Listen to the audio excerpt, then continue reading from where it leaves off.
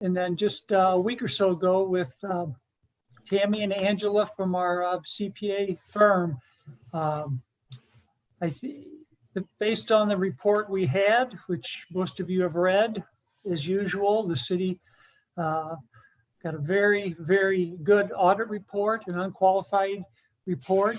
And the workings of the city, the department, the finance department under Sandy and department heads is all functioning well. So what I'd ask Tammy and Angela do, maybe just, as you did for the audit committee, just go over some of the, general highlights and, some of the recommendations, and then we can open it up to any council questions. Thank you, Mayor. I do want to start with going over our memo.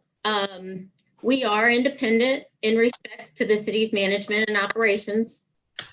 And as the mayor said, we did issue an unmodified, it's called now, sorry about that, unmodified opinion. So that's the highest form of assurance that an entity can receive on their financial statements. So that's a very good opinion. We had no significant changes in accounting estimates or policies this year. There are no disagreements or difficulties in performing our audit, even though we had COVID. I think we still did a pretty good job of getting everything done. So off to Sandy's staff and helping us getting that done. There were no uncorrected misstatements aggregated by us that would be material to the financial statements. We did have some comments and recommendations to just strengthen controls, but no significant deficiencies or material weaknesses were found. So that's very good. I really appreciate that. So now Angela's going to talk a little bit about the numbers. Just looking at your general fund, overall, you had a positive net change in fund balance of $292,666. That compares to about 1.1 million the year before. So your ending fund balance in your general fund was $8,268,000. And then overall, when we look at all of your governmental funds together, you had a net change in fund balance of a deficit of $2,033,000. A significant part of that was because of capital outlay that was incurred in the Park and Stormwater Fund, Improvement Fund. So I'm sure, you all knew about that, and that was a planned expenditure.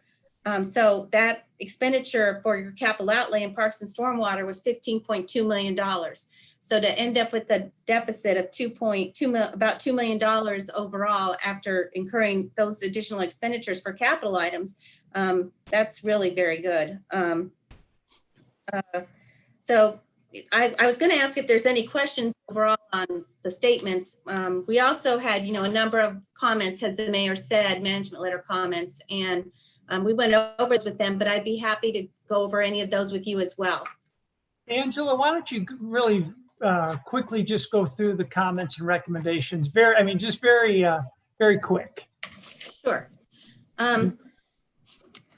We had a comment wanting a more comprehensive policy for scanning documents into your Laserfish system.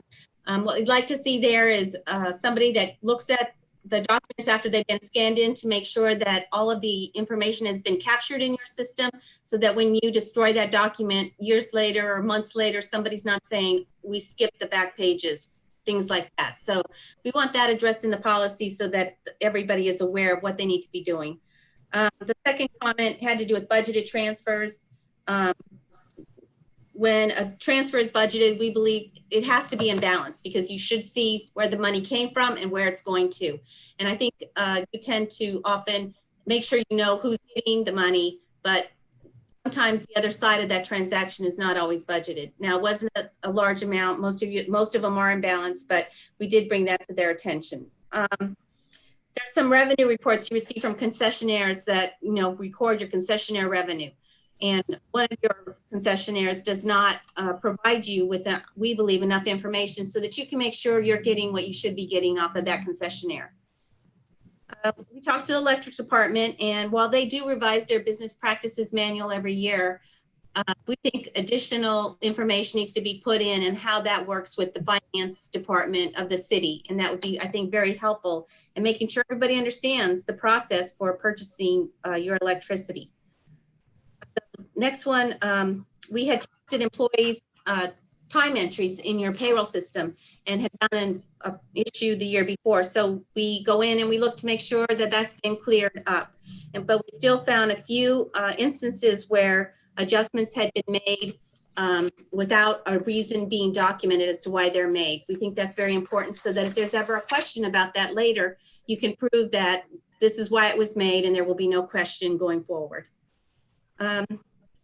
Just looking at your check register, there were some instances of outstanding checks that are several years old. And so we just want those researched, and perhaps they're duplicate, perhaps they, like, for instance, they were reissued. So either they need to be adjusted off, or if you cannot contact the person they are supposed to go to, technically those are supposed to go to the state as unclaimed property. And then also we did P card testing. And so there were 2 employees that are no longer with the city that still had a P card issued in their name. And we had a couple of instances where restaurant receipts or that did not include enough information to let us know who attended, what was the business purpose of the meal. And so we talked to your purchasing department, and they've already put, I believe, steps in place to make sure that once an employee is terminated, those P cards will also be terminated. And that was it. Those were our comments. Great, thank you. Before we go to council questions, I know Sandy was at the audit committee. Russ, did you have any comments on the any of the comments and recommendations?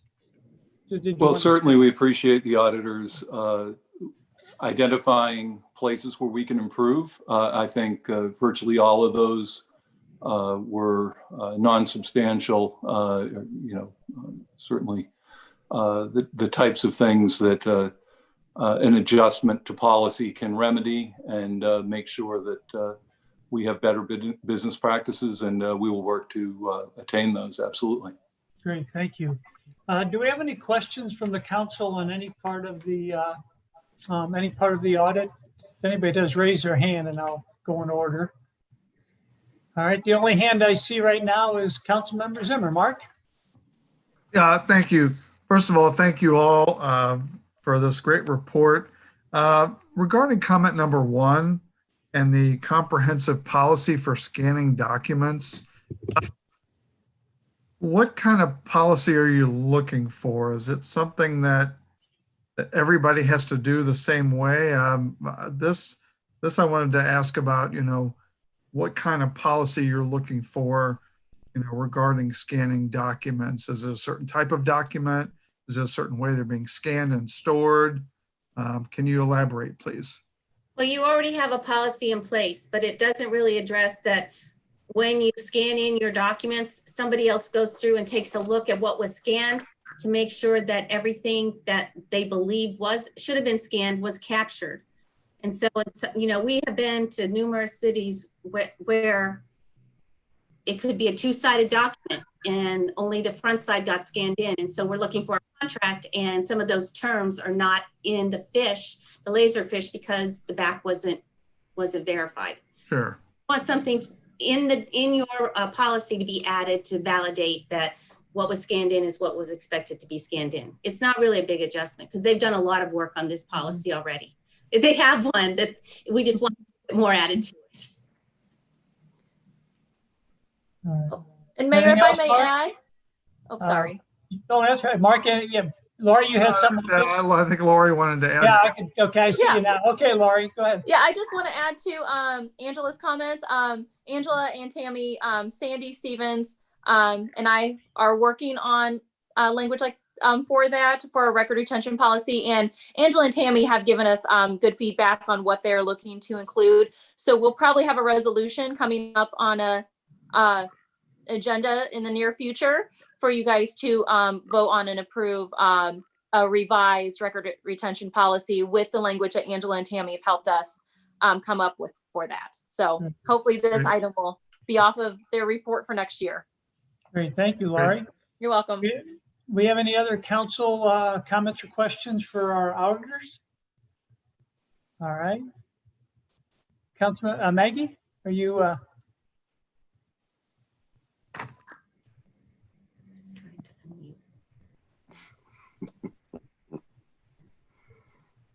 Oh, I'll be out. okay. All right. All right. Well, good. Well, again, Sandy, thank you to you and your staff and all, Russ, all the department heads and everyone who helped with the audit. And again, I thank you, Angela and Tammy. Again, this is 10 or 12 years now for some, and we appreciate the job you do for the city council and auditing the finances of the city of Kirkwood. So thank you very much. Thank you. Thank you, Mayor. All And that's all I really wanted to say as well. Oh, okay. So thanks for saying it. We would like to thank everybody too, like I said, especially Sandy and all her department and everybody else. I know Georgia and Russ and everybody was out, but everybody sure helped us any way they could, emailing, whatever. So we sure appreciated all that.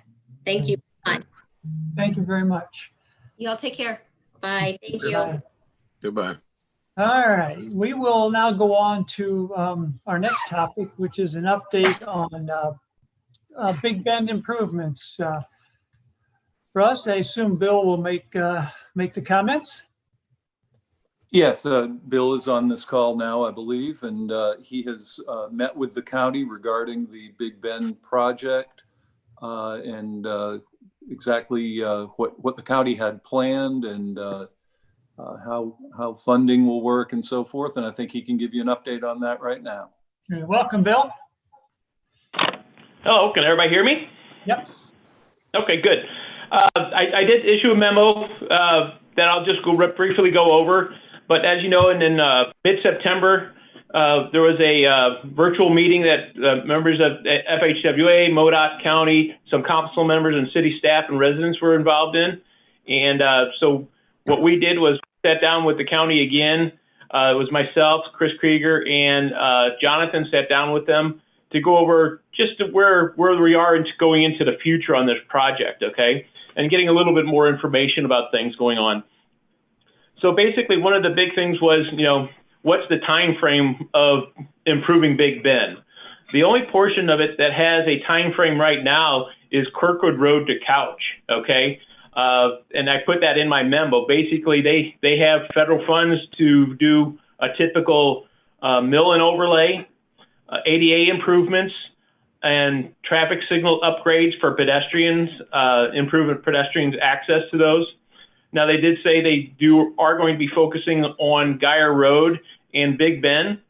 They don't know what those improvements are yet because they haven't been designed. They haven't been really thought out. They're in the process of selecting a consultant, which is, they should have somebody by the first of the year under contract to start the design work. They did generally say that we're not going to see anything too extensive. We're going to see, modifications to the traffic signals, maybe a new pedestrian crossing south of the tracks and things of that nature. But actually the details, they don't know what those are yet. We did then talk to them about the county walking and bike plan to see if any of those elements were going to be incorporated into this. And the answer was no. They don't have, it's very similar to us. It's a funding level. Their director told us basically they're $20 million short in funding every single year for road projects. And it's a prioritization of projects. So this project they have right now will not have any of their bike ped plans in it. We did ask them if there was some financial participation that the city could participate in. And they said, yeah, they don't have a 50-50 program like the state did that we participated in, but they would be amenable to doing a joint application with the city to East-West Gateway at the next TAP cycle, if we have another TAP cycle. It's something we can discuss and as it moves forward. The only issue with that is aligning the grant schedules. As we've talked in the past, they have grant money, so whatever we do, we have to try and align the two projects and grant funding so they can happen at the same time at the end of the project. And this has got a long time frame right now. He said they don't expect it to complete design work on this project until December of 21. And then after that, they have right-of-way acquisition in 22. And then they have the construction plans to be completed by the year 2023. and then hopefully go to construction somewhere in 24, 25, depending on, the railroad right-of-way and the acquisition. That's where the time frame becomes a little bit shadowy when you start dealing with the railroad and you have to acquire right-of-way. So it's got a very long time frame on it right now, as you can see. So that really wraps up what we talked about within that segment and what the actual improvements are on their plans right now between Kirkwood Road and Couch. The other thing that came up during that initial meeting was road safety audits. And we talked to them about the road safety audits. We wanted to get more information about them, see if they've done any in the past and things of that nature.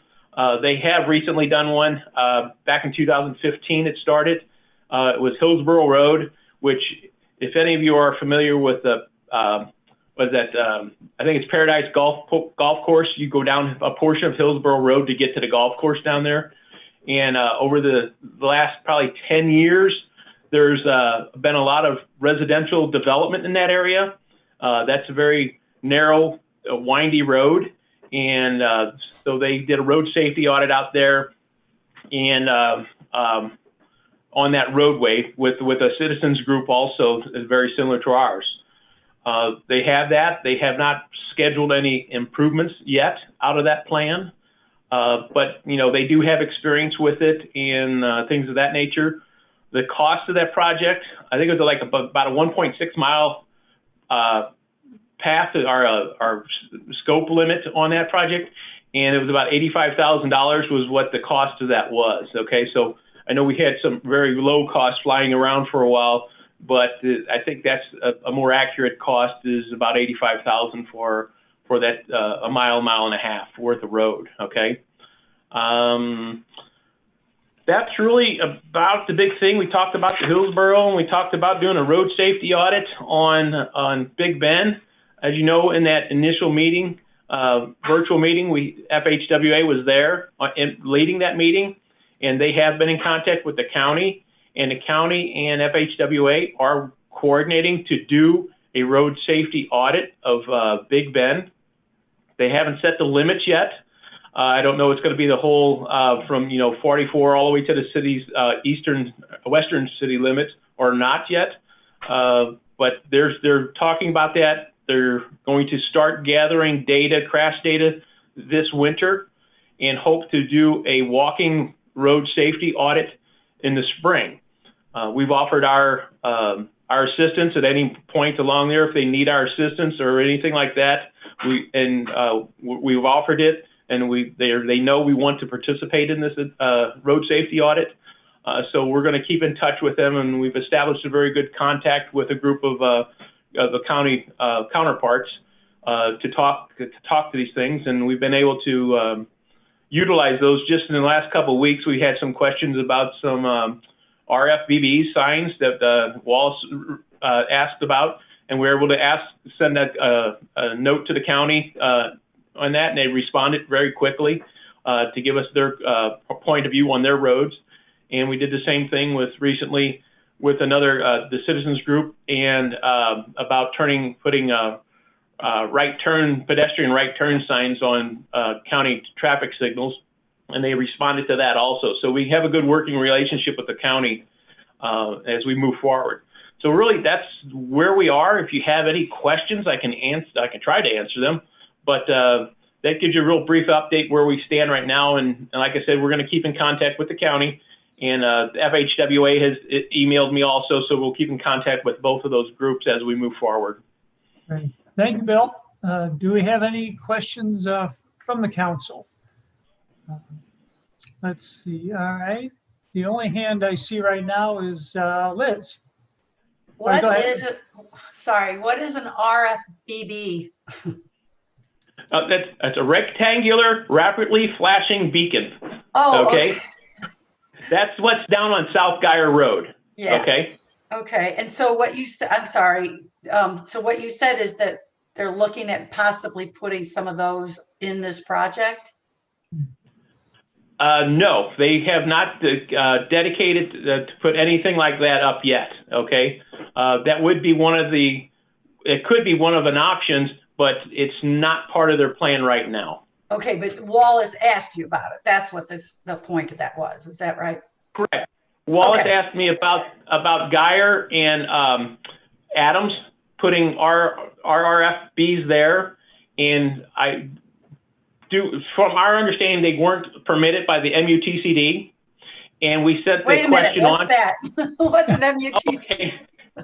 That's a federal guidance document, which is called it's the Manual and Uniform Control and Traffic Control Devices. Okay, it's the rule of the road basically on what signs you can use. It gets into geometry, it gets into a bunch of traffic engineering stuff that's really boring. Okay, but so that's what it is, and basically the county wrote back and said that even with the MUTC, RRFBs are not allowed at controlled intersections.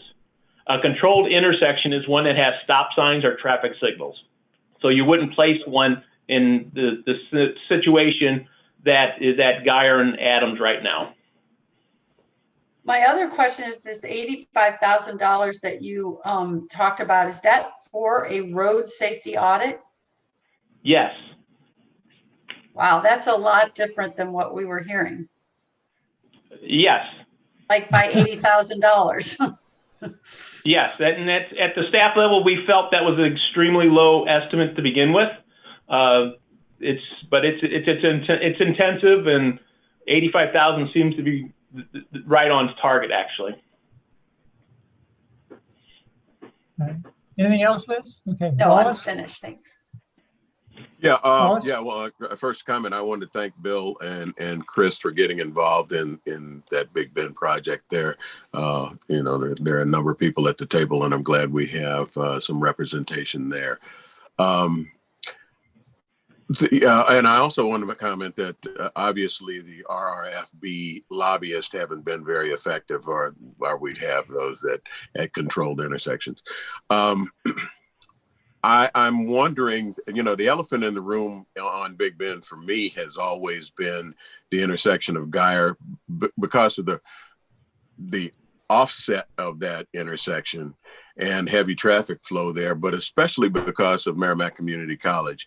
And I really think we need to have them at the table to discuss their responsibilities, the impact that they have on us today in that intersection, especially when it comes to accidents.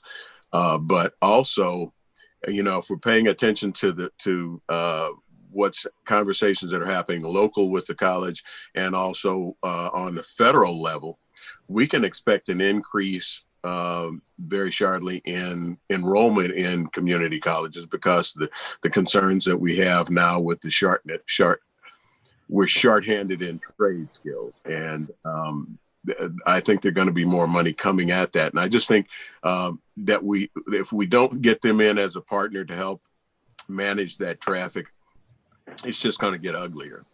And I'd rather that we be proactive rather than reactive. And I'm not sure what the direction to go there, if we turn that over to the Safe Street Subcommittee, or if we get, the CAO in that, or Bill and Chris. I'm not sure how we play that, but we need to have that conversation and figure out what our strategy is. Wallace, just to let you know, we did talk to them about getting involved at that level during the design period, because we also want to know who their design engineer is also, in case we want to take a look at some alternatives that the county may not want to take a look at. We would have to fund those alternatives, but at least working with the same engineering firm that the county is, it gets us a little leg up there also. Okay, thanks, Bill. Kara, you had your hand up, didn't you? Yes, things are a little hectic in my background right now, but so if it gets too loud, I apologize. But one thing I wanted to check, Bill, and I don't know if you'd know this or if it was even brought up, but I know in some instances for county projects, they'll have open houses or similar type events for kind of neighboring residents and businesses. Was there any discussion on that being part of their timeline? It's really in their initial construction timeline. They'll come up with preliminary concepts just like we do. And it's a requirement under the federal aid projects like this to have an open house. Okay, so Okay. they probably will have at least one open house. Okay. Okay. And then another thing is kind of, I guess, kind of related to Wallace's, but has there ever been any studies or design or thoughts on maybe us looking at Rose Hill as kind of any kind of improvements on that route? And I bring that up because it's perfectly parallel to Big Bend for a good portion near the college. And I was just wondering if that's ever been brought up or looked into on our end. Not to my knowledge, no. Okay. All right, that's all I have. Thanks. Maggie? Just to answer to Wallace, the subcommittee for Vision Zero and Safer Streets, the education part has always included Merrimack. We have not gotten started on it because of the funding part, but Merrimack has always been on our list to include. So great to bring that up. Great. All right, anything else?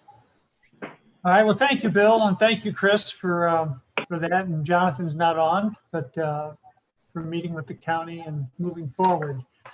All right, with that, that is our last item in an open session. So we now need a motion to go into closed session for a legal matter. Is there a motion? So Motion. moved. Move. All right, any questions or comments on that motion? Seeing none, roll call. Mayor Griffin, Yes. Councilmember Dewey, Yes. Councilmember Zimmer, Yes. Councilmember Ward, Yes. Councilmember Wertz, Yes. Councilmember Gibbons, You're muted, Councilmember- Liz. Yes. Councilmember Sears. Yes. All right, we are closed now, so we'll get out of this one, and I ask everyone who's involved in the closed meeting, council, staff, to please immediately log into the next Zoom meeting. So thanks. All right. I'll have Freddie tell you if I have more difficulty.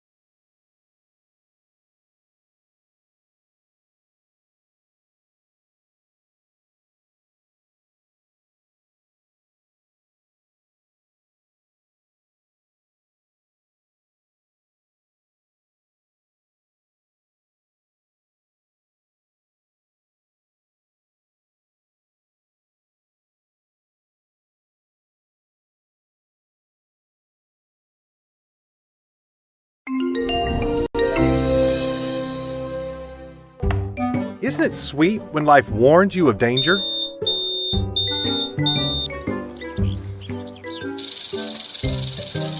Did you know the road can warn you of danger as well?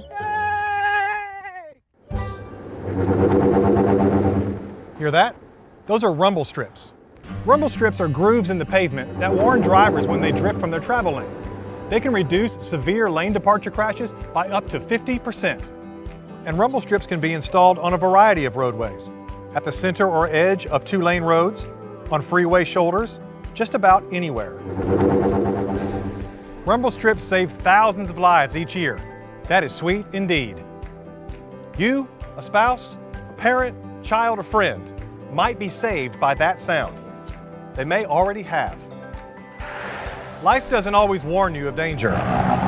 Rumble strips do. Rumble strips, the sweet sound of safety.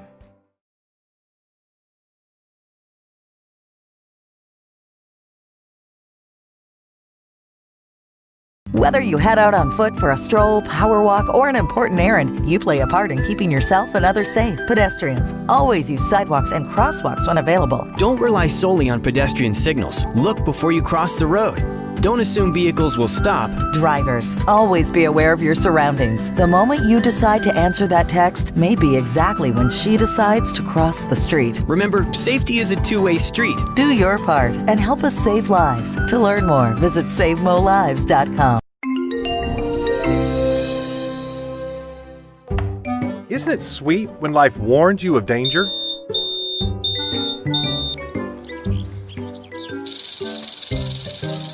Did you know the road can warn you of danger as well? Hear that? Those are rumble strips. Rumble strips are grooves in the pavement that warn drivers when they drift from their travel lane. They can reduce severe lane departure crashes by up to 50%.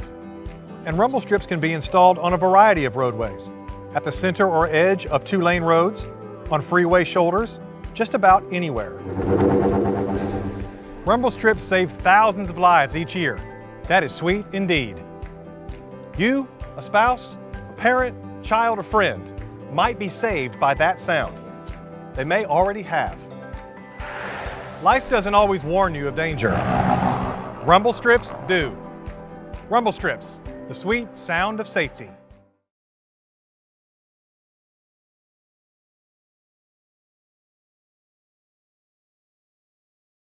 Whether you head out on foot for a stroll, power walk, or an important errand, you play a part in keeping yourself and others safe. Pedestrians, always use sidewalks and crosswalks when available. Don't rely solely on pedestrian signals. Look before you cross the road.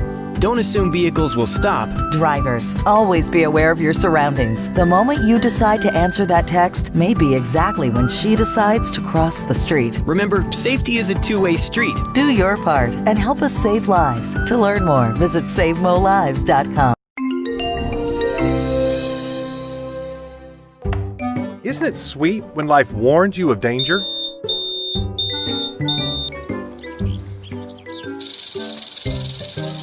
Did you know the road can warn you of danger as well? Hear that? Those are rumble strips. Rumble strips are grooves in the pavement that warn drivers when they drift from their travel lane. They can reduce severe lane departure crashes by up to 50%. And rumble strips can be installed on a variety of roadways, at the center or edge of two-lane roads, on freeway shoulders, just about anywhere. Rumble strips save thousands of lives each year. That is sweet indeed. You, a spouse, a parent, child, or friend might be saved by that sound. They may already have. Life doesn't always warn you of danger. Rumble strips do. Rumble strips, the sweet sound of safety.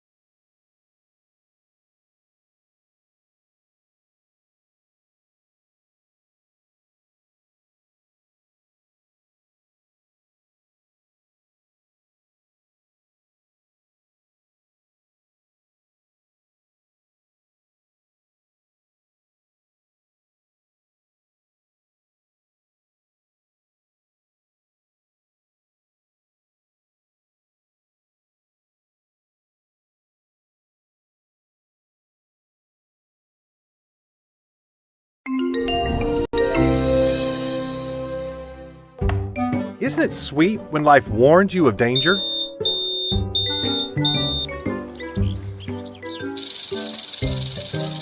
Did you know the road can warn you of danger as well? Hear that? Those are rumble strips.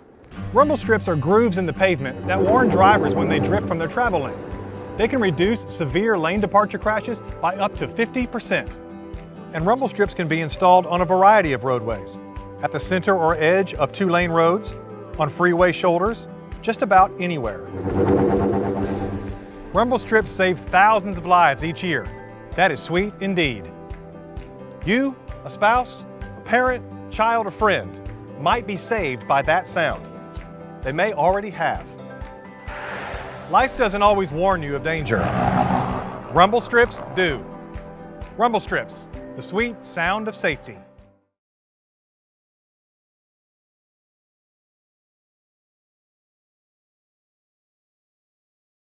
Whether you head out on foot for a stroll, power walk, or an important errand, you play a part in keeping yourself and others safe. Pedestrians, always use sidewalks and crosswalks when available. Don't rely solely on pedestrian signals. Look before you cross the road. Don't assume vehicles will stop. Drivers, always be aware of your surroundings. The moment you decide to answer that text may be exactly when she decides to cross the street. Remember, safety is a two-way street. Do your part and help us save lives. To learn more, visit SaveMoLives.com. Isn't it sweet when life warns you of danger?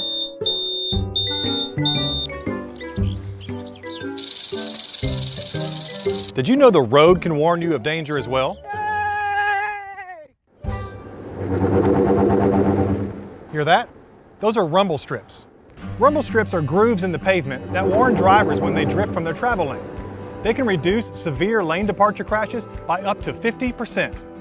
And rumble strips can be installed on a variety of roadways, at the center or edge of two-lane roads, on freeway shoulders, just about anywhere. Rumble strips save thousands of lives each year. That is sweet indeed. You, a spouse, a parent, child, or friend might be saved by that sound. They may already have. Life doesn't always warn you of danger. Rumble strips do. Rumble strips, the sweet sound of safety.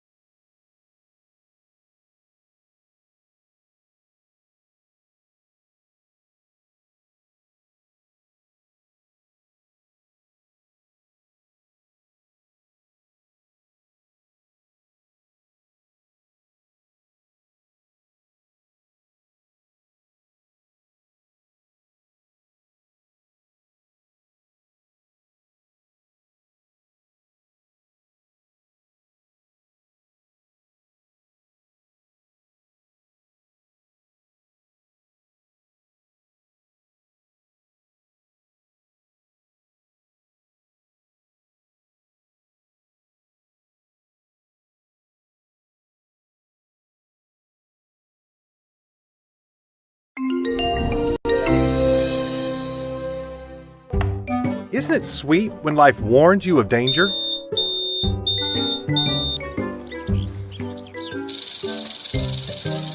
Did you know the road can warn you of danger as well? Hear that? Those are rumble strips. Rumble strips are grooves in the pavement that warn drivers when they drift from their travel lane. They can reduce severe lane departure crashes by up to 50%. And rumble strips can be installed on a variety of roadways, at the center or edge of two-lane roads, on freeway shoulders, just about anywhere. Rumble strips save thousands of lives each year. That is sweet indeed. You, a spouse, a parent, child, or friend might be saved by that sound. They may already have. Life doesn't always warn you of danger. Rumble strips do. Rumble strips, the sweet sound of safety.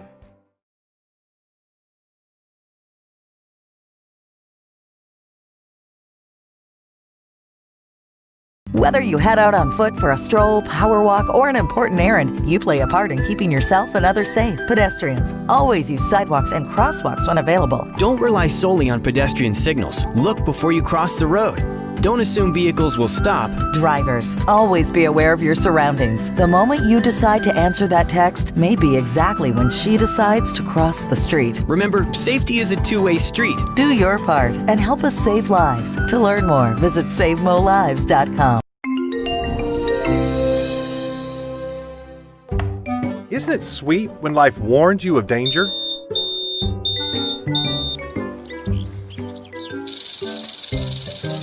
Did you know the road can warn you of danger as well? Hear that? Those are rumble strips. Rumble strips are grooves in the pavement that warn drivers when they drift from their travel lane. They can reduce severe lane departure crashes by up to 50%. And rumble strips can be installed on a variety of roadways, at the center or edge of two-lane roads, on freeway shoulders, just about anywhere. Rumble strips save thousands of lives each year. That is sweet indeed. You, a spouse, a parent, child, or friend might be saved by that sound. They may already have. Life doesn't always warn you of danger. Rumble strips do. Rumble strips, the sweet sound of safety.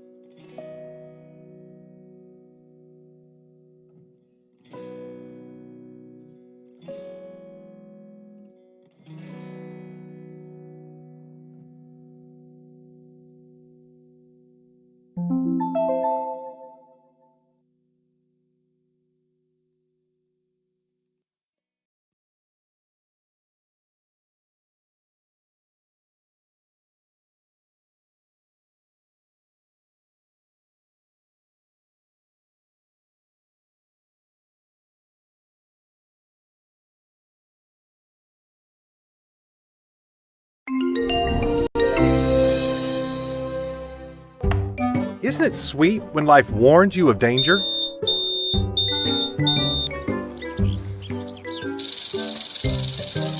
Did you know the road can warn you of danger as well?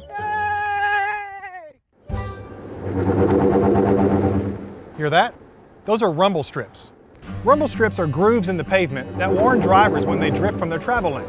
They can reduce severe lane departure crashes by up to 50%.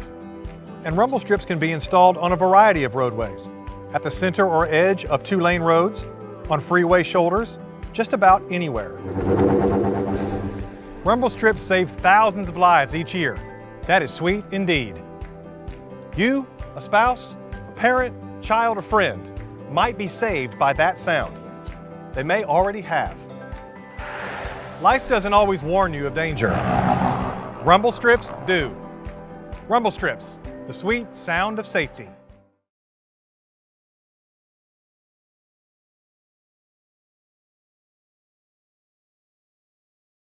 Whether you head out on foot for a stroll, power walk, or an important errand, you play a part in keeping yourself and others safe. Pedestrians always use sidewalks and crosswalks when available. Don't rely solely on pedestrian signals. Look before you cross the road. Don't assume vehicles will stop. Drivers, always be aware of your surroundings. The moment you decide to answer that text may be exactly when she decides to cross the street. Remember, safety is a two-way street. Do your part and help us save lives. To learn more, visit SaveMoLives.com.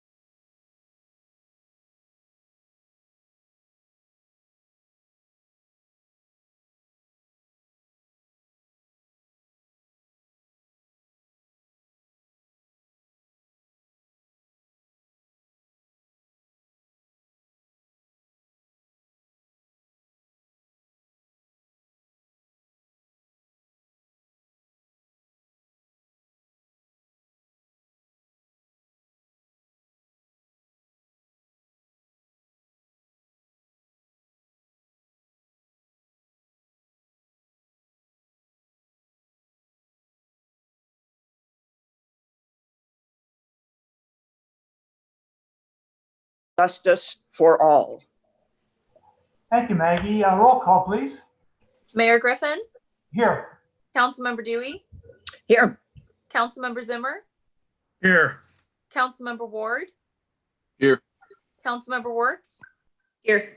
Councilmember Gibbons, Here. Councilmember Sears. Here.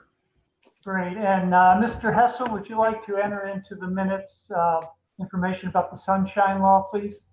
I would, Mayor. I'm sure we're all tired of hearing this, but Section 610.015 of the Missouri Sunshine Law provides that members of the City Council who are not physically present in the council chambers can participate and vote on all matters when an emergency exists, and the nature of the emergency must be stated in the minutes.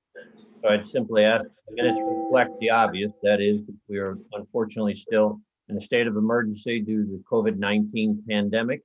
We are acting pursuant to the orders of the governor of the state of Missouri, as well as the county executive, with social distancing, and the city council is meeting remotely in order to protect themselves as well as the public, as a matter of public health and safety. Thank you, Mayor. Thank you, John. We have two public hearings tonight, and before we start, I would just like to say to everyone who is watching tonight, our public hearings, there will be no votes tonight on this matter. I think there's some confusion. There will be no votes tonight on the two matters of the public hearings. Those will most likely be on October 15th. Public hearings are legally required matters. These have gone through the process with the city staff and with planning and zoning. Now they're introduced to the city council, who ultimately will make the final decisions. We'll have a presentation and council will ask questions, and there will be an opportunity for those watching or participating on Zoom to make comments, but just please understand there will be no votes on either of these public hearings tonight. So we'll go ahead and start. First is we have a request to amend the zoning code by adding a definition for assisted living facility, adding assisted living facility as a special use permit in the B2 zoning district, and adding a parking rate for assisted living facility. Mr. Hessel, do you wish to enter the exhibits into the record? I would, Mayor. I would offer as Exhibit 1 the affidavit of publication verifying that notice of this public hearing appeared in the St. Louis County. Exhibit 2 is an affidavit of publication verifying that notice of public hearing appeared in the Legal Ledger. Exhibit 3 is a report of the Planning and Zoning Commission dated September 3, 2020, in which by a vote of 8-1, the commission recommended approval of a request to amend the zoning code by adding a definition for assisted living facility, adding assisted living facility as a special use permit in the B2 zoning district, and adding a parking rate for assisted living facilities.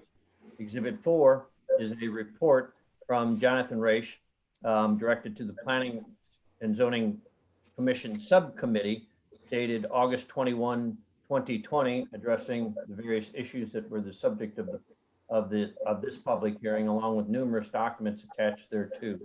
Exhibit 5 is a report of the subcommittee of the Planning and Zoning Commission dated September 2, 2020. Exhibit 6 is the Code of Ordinances of the City of Kirkwood, and I would offer as Exhibit 7 as a group exhibit the 30 email that the City Council has received from the citizens pertaining to this matter. That's all that I have, Mayor. Thank you, John. Mr. House, who will present this to the City Council? That would be the Director of Planning and Development Services, Jonathan Raish. Thank you, Mayor, council members. Give me 1 second here and I will share my screen with my presentation. Please let me know when you see it.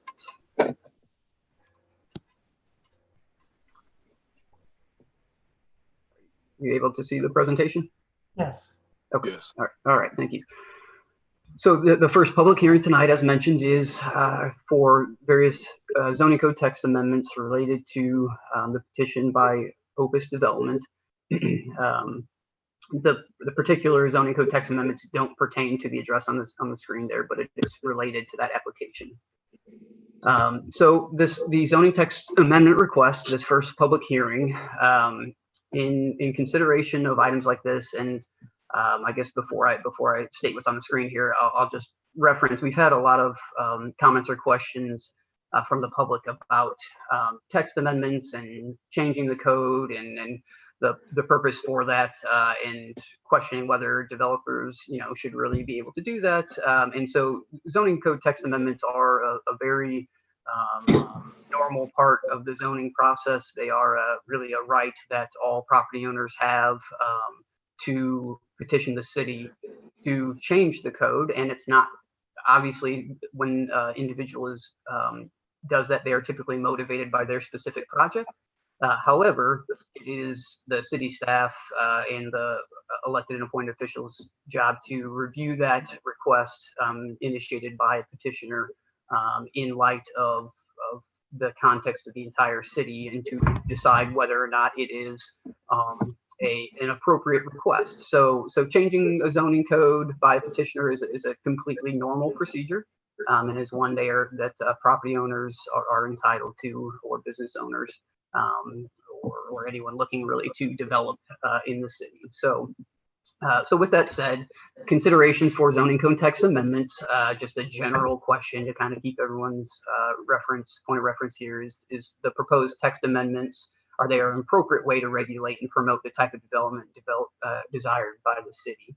Just a real generic way to look at these things. So I'll start. As I mentioned, there are multiple text amendments proposed. The first one shown on the screen here, and it's a whopper, but it's a full definition of the proposed term. So our zoning code does not currently have a standalone definition for assisted living facility.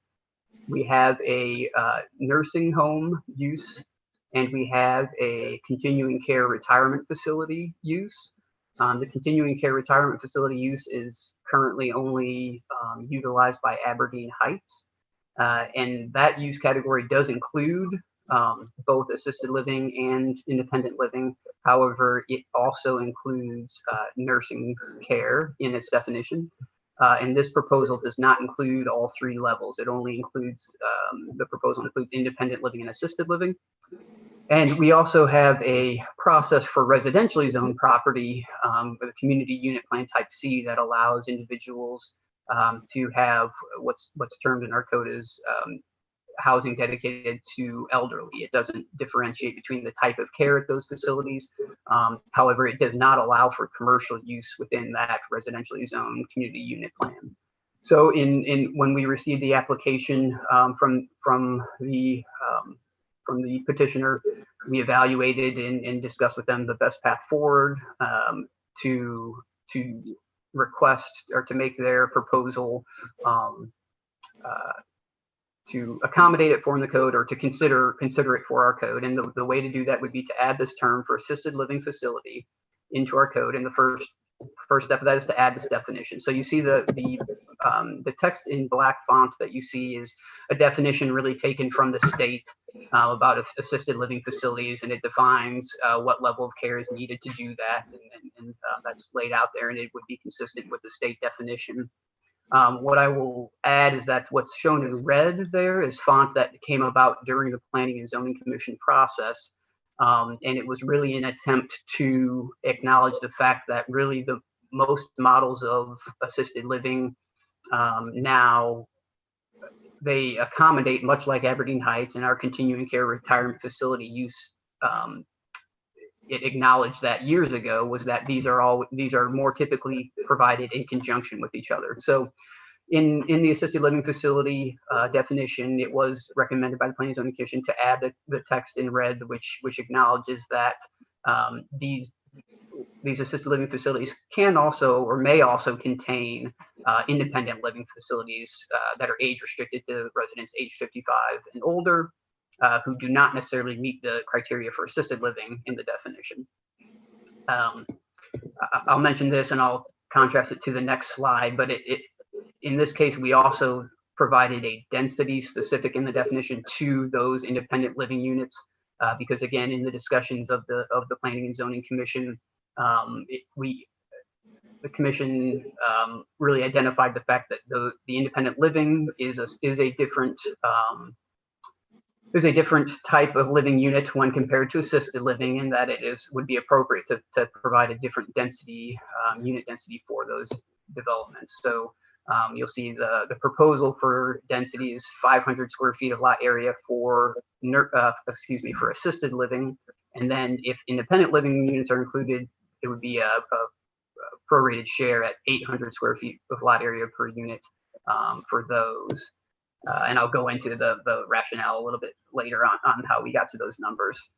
The second clause there you see in red was something that came about in response to a common concern that the Planning and Zoning Commission had related to really broader impacts that adding this into our B2 general business district might have. Because it is our general business district, our downtown district, the commission identified and staff identified that, we just having standalone assisted living facilities as a special use, even as a special use,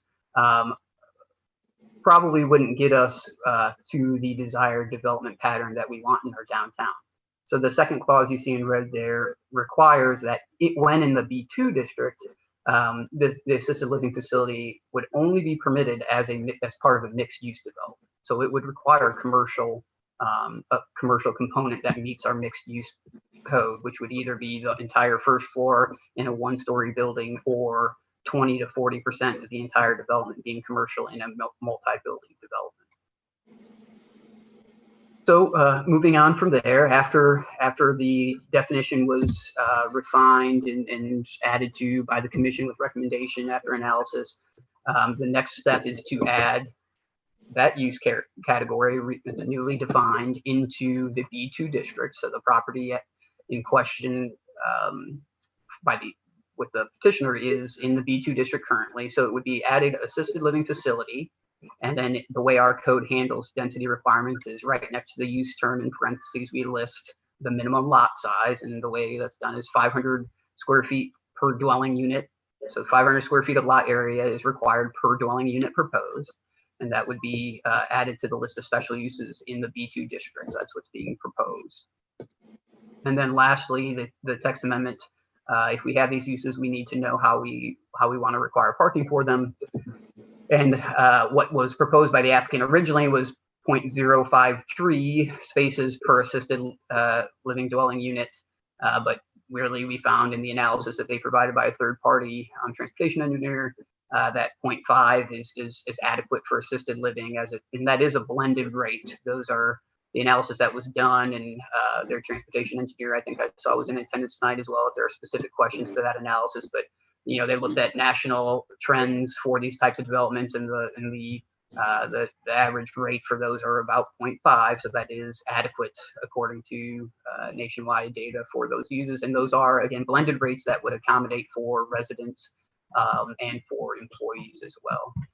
Then when we wanted to recognize the fact that independent living units would be part of not only the proposal at hand, but also other potential proposals. We wanted to make sure that we parked for those appropriately and acknowledged that they would require additional parking spaces. So actually in the CUP type C, the community unit plan type C process that I referenced earlier, our code, it's in our code now, and we currently require for those developments a parking rate of 1 parking space per independent dwelling unit. So we carried over that existing requirement and found that it was appropriate, and carried that over into this definition as well.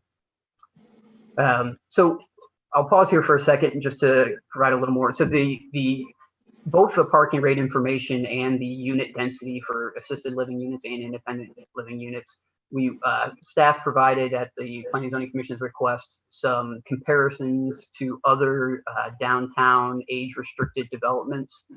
We provided that in a memo that you all received information about, and it really showed that on average, the 1 parking space per unit and the 800 square feet that per unit was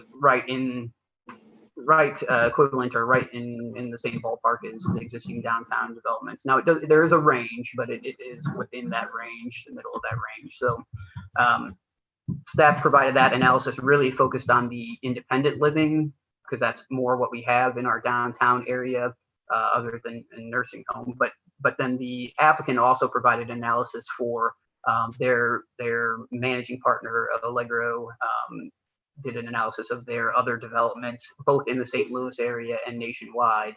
And that analysis was more of blended rates for other developments that had both assisted living and independent living. And that's more the information that helped us get to the 500 square feet per dwelling unit for the assisted living. And their averages are if we isolated the assisted living, we expect that number would actually be lower than 500 square feet, but we felt that was a cautious start, I guess, a cautious place to start for the use when we're first instituting it. So yeah, that's background. It was referenced in the introduction of the exhibits, but this was reviewed, and the Planning and Zoning Commission did vote at their September 2nd meeting to approve the text amendments by a vote of 8-1.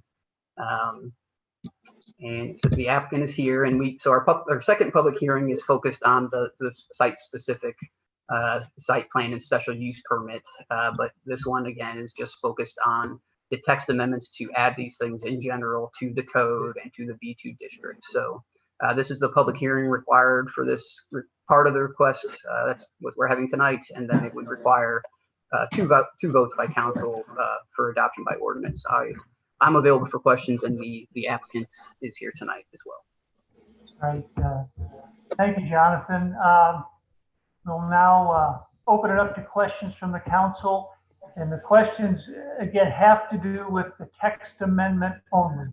The development, the public hearing for the special use permit will come up. So this part is solely on the text amendment. So I'll go down our list tonight and start with Councilmember Dewey. Thank you, Jonathan, for the information. You are asking to add assisted living to a B2 district, the Kirkwood Downtown Business District. And as I was thinking about this, I thought back over the years, my mother lived in several residential facilities. And I asked myself, how often did she want to go shopping or eat in a restaurant? And not considering when she was in independent living, the answer was little or none. So even the few years before she sank into dementia, the answer was still little or none. We shared meals and walks with her on the premises at her choice. So my question is why should we include assisted living to be added as permitted, not just in any B2 area, but essentially in the heart of Kirkwood's downtown? Why shouldn't essentially, for the most part, non-commercial assisted living facility be in the heart of the iconic commercial downtown Kirkwood? Sure. So staff is not requesting the amendment. I guess I'll start there. That the applicant is requesting the amendment, so they may be able to really defend their request better. However, I'll tell you from staff's perspective, and again, these text amendments actually aren't specific to the Commerce Bank site, right? So that would be a question more for the special use permit proposed the next public hearing specific to 300 North Kirkwood. However, I think that's the question at hand for the council is there benefit, and I'll let the applicants speak for themselves, but the information that they presented through the process is that they believe that the mixture, the mixed use development, and the mixture of independent and assisted living units will generate, whether it's through visitors or residents there, it still will generate a benefit to the community. And I think you do, they provided some exhibits, some excerpts from our comprehensive plan that I think, I agree they do, it does provide a higher density of housing in the area, which we want. And it does provide certainly additional activity that's not there today. So if we're looking at achieving those goals, that I think that would be, and again, I see Mr. Carley there as well. So I think if you, I don't know if we want to bring them on yet, but no, I would prefer that they make comments on that as part of their presentation. Okay. When they do, when they specifically talk about the special use permit. Okay, I can wait. Yeah, thank you. Anything else, Councilmember Dewey? No. Okay, Councilmember Zimmer. Yes, thank you, Mayor. Jonathan, I wanted to talk about the existing age-restricted locations to compare and contrast for everyone watching here and how we're discussing this. The existing age-restricted locations in Kirkwood, they are not currently in B2. Is there a general, I guess, code that these fall under currently? I'm assuming they're under residential. Yeah, sure. So the data that I provided, because we don't currently allow these, right, in the B2, there are none. So, but it is a mixture. The majority of these are the residentially zoned.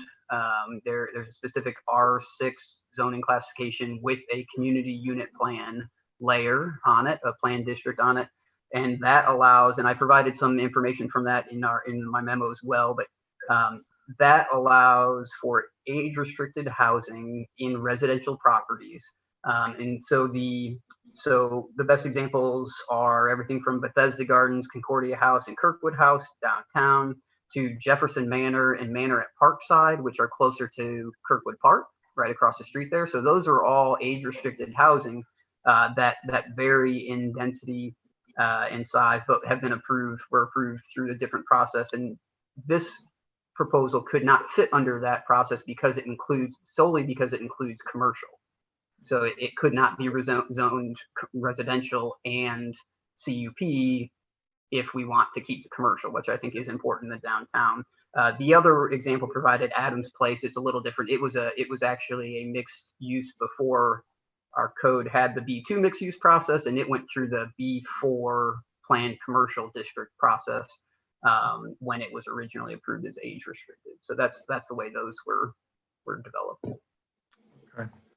And thank you for that explanation. One question I would have for the applicant, because these locations currently in Kirkwood are not part of a mixed-use development.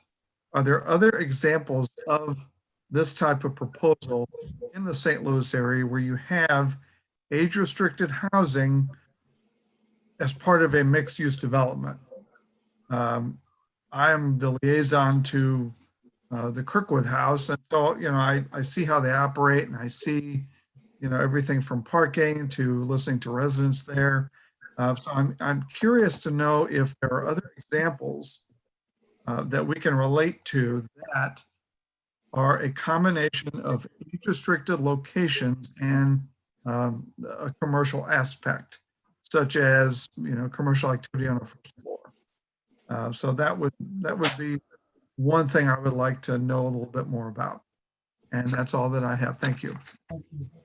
And they can address that when they come up with the special use permit. I want to keep this one strictly because it does apply to the whole B2 district. I want to keep that, not site specific.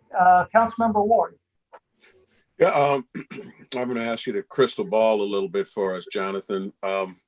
If we're going to permit a new special use in downtown Kirkwood, I'm always reminded of the demise of auto dealerships, which is a special use. And so my concern is what becomes a viable alternate use for these with the ebb and flow of demographics and people's interest in housing in the future. What kind of hole do we paint ourselves, or corner do we paint ourselves in with this special use in Kirkwood? Crystal ball. Okay. Let's see. Well, I think I don't have the exact numbers, but I think for the foreseeable future, demographic information shows that there's going to be a continued growth in need for age-restricted housing or housing for older individuals. So I don't know that the immediate need and the market demand really is more the applicant's business, if you will, right? That they need to know that they can survive. However, I think if your part of your question was what might these be, if I'm I'm hearing you right, really what might these be repurposed for if needed? Correct. So, obviously they would still be set up as residential. And again, I think for the foreseeable future, there is going to be this demand for this specific specialty housing, but the obvious result decades down the road could be discussion of other residential needs. It could be market rate multifamily, and I don't want that to scare everybody because then you start going down, well, we're requiring less parking. But if we're talking about decades down the road, parking could be a huge difference anyway. So, when those, I guess the short answer is they could not repurpose it unless whatever repurposing use they wanted to go to met our code, right? So they would still have, if they changed it to anything, it would have to meet our code. But I wish I had a clear crystal ball, but that's my best answer. Okay, thanks, Jonathan. Councilmember Wertz, anything? So it's been a few years since I've worked in senior living, but I do remember that most assisted living is usually tied to independent living or skilled nursing. They're usually not kind of standalone. And it sounds like you've kind of covered that with the independent living aspect in it, allowing for more square footage, correct? Like we can have a hybrid, they can have a hybrid. They can have a hybrid with this definition of independent and assisted living. This definition would not include nursing. No skilled nursing. No right. skilled nursing, right. Okay. So in that vein, what if they were, let's say they had 5 assisted living units, 10 independent living units. What if then in a few years they want to convert 3 of those independent to assisted living units? Do we have anything to the ability, are they going to have to go through a process again that we kind of make sure that things are still up to code? Sure. Or I guess, following the. Right. So I'll answer that. Maybe I still will answer it because it's pertinent to the text amendments, I think, but the specific, you'll see more information on that for the site specific special use permit. But the way that the text amendment would be is for this development or any future development is that they would, because it's a special use, they would have to come and show us what their program is, how many units of each. And that would then likely, which what we're proposing in the next public hearing you'll see would be a condition of that special use permit is that it's capped at a maximum number of, and if you think about it, it really is more important to cap the number of assisted living units because they can be denser, right? So if you add, right, so that would be the mechanism. And whatever is evaluated, that's why we have the 500 square feet per dwelling unit and 800 square feet, so we can apply that. And it's just math, right? You just do it prorated share, and if they can make it happen, they can make it happen. And then the parking rate, we identified both, so it's the same thing. We can just apply those as needed through whatever unit mix they want to provide, and do those and make sure it fits. Okay, perfect. Well, thank you. Thank you. Councilmember Gibbons, you have anything? Unmute yourself, please. Thank you. The only thing that I, as the liaison to the special business district, they have some real concerns about their businesses and the ability of a lot of these folks to be able to come to those businesses.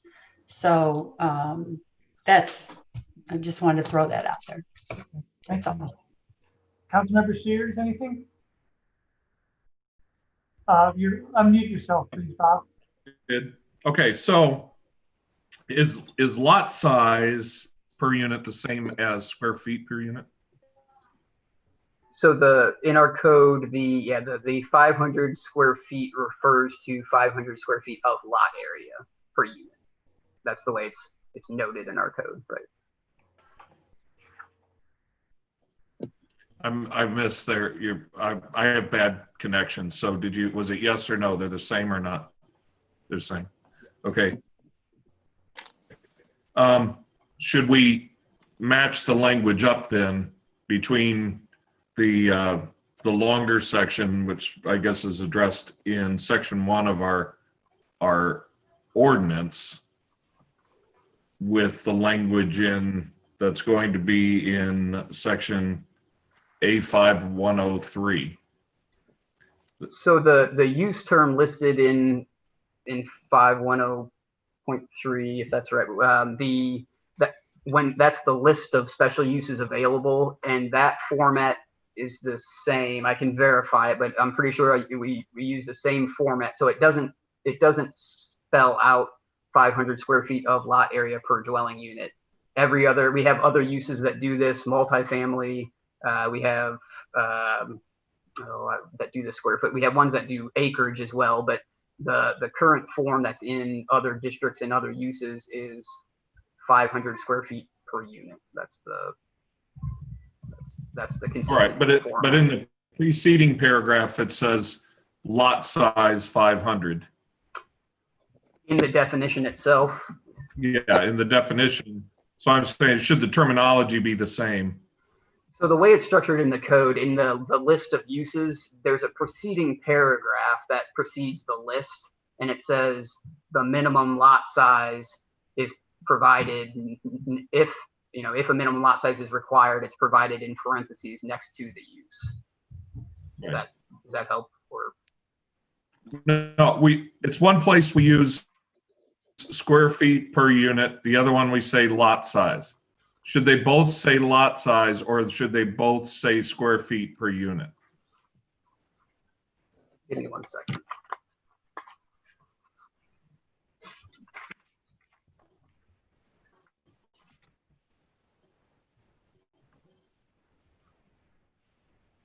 So I think that's what so the 500, so in the definition, it says increase from 500 square feet to 800 square feet of lot area per independent living unit. That's what you're referring to, right? And comparing that to section A510.3, which says 500 square feet per dwelling unit. That's the question. Right. So I was confused I didn't know what at first reading. I thought I knew what lot meant. Right. So but it's not used in the next one. So it's a technical detail. It just has to do with wording. You don't have to answer the question now. I'm just wondering if they can just be consistent. That's all. You don't have to say yes or no.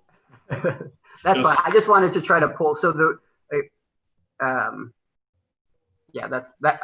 will take a look at that and make sure.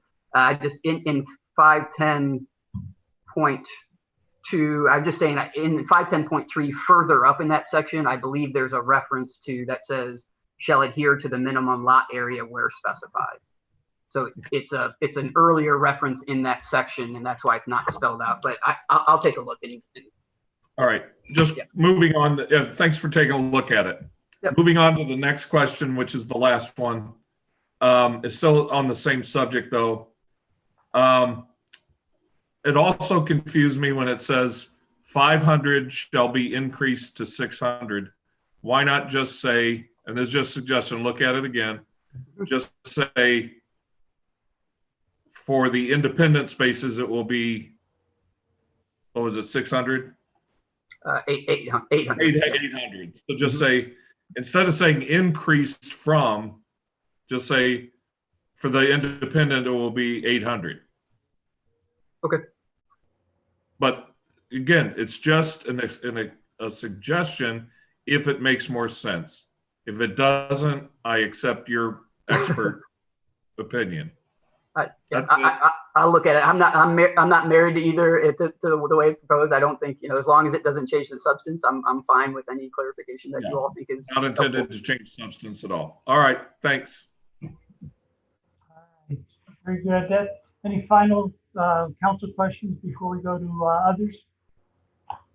All right. John, may I ask you a question before we go to comments?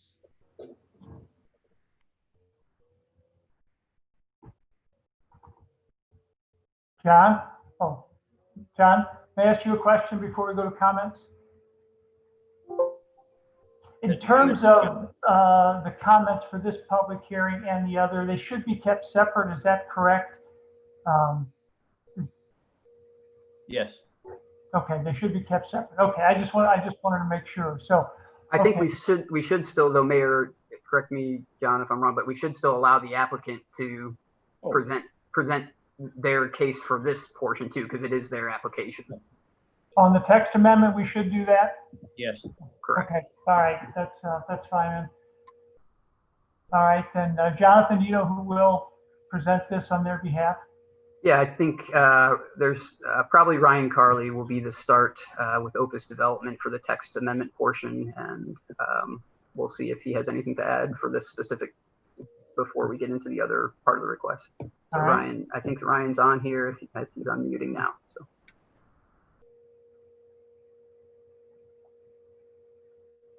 Hi, all. Can you hear me? Yes. For some reason, I can't turn on the video here. I think we have a comprehensive presentation, and it's just a question on whether or not it's best to present that now or if we should wait until after the second public hearing portion. I would really don't have an opinion either way. Jonathan, if you have a recommendation or. When you say, Ryan, when you say comprehensive, is it on the text amendment or are they all together? So, Yeah, it covers everything. Okay. John or Jonathan, what would you suggest on that? I think because it includes things for site specific, I think it would probably be more confusing to do that now. So I think if the council, I don't know if Mr. Hessel disagrees, but I think it'd probably be better to wait for that.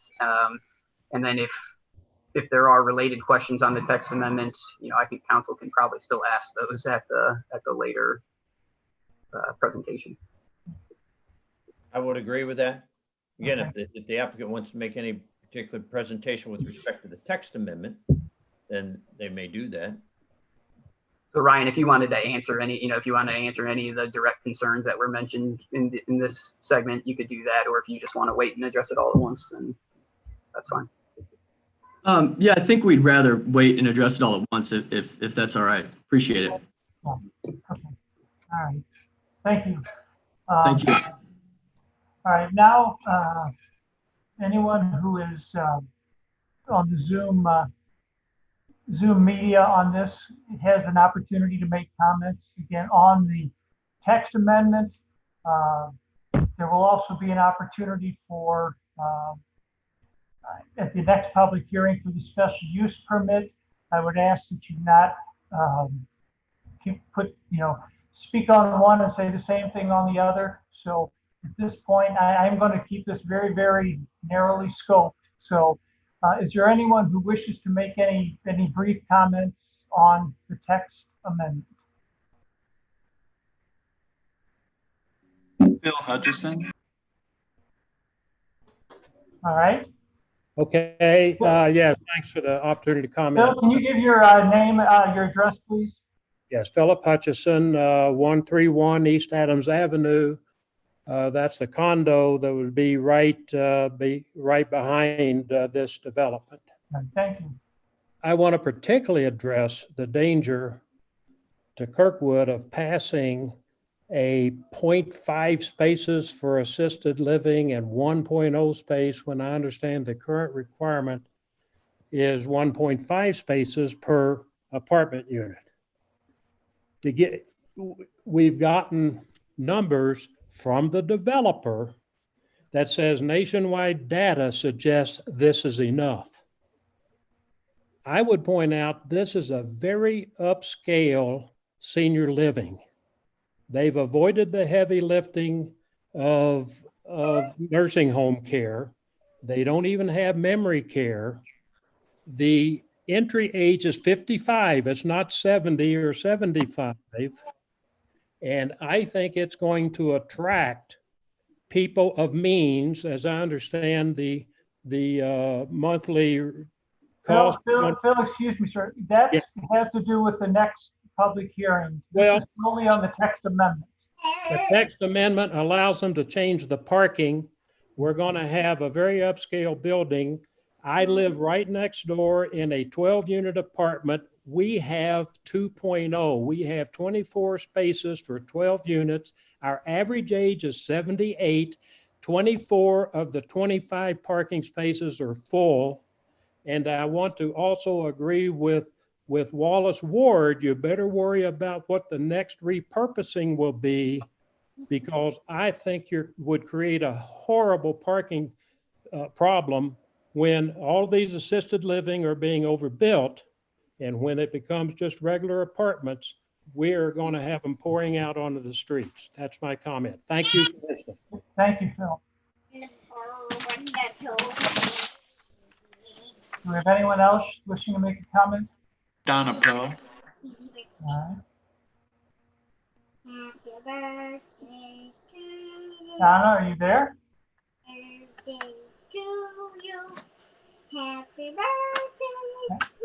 Donna, are you there?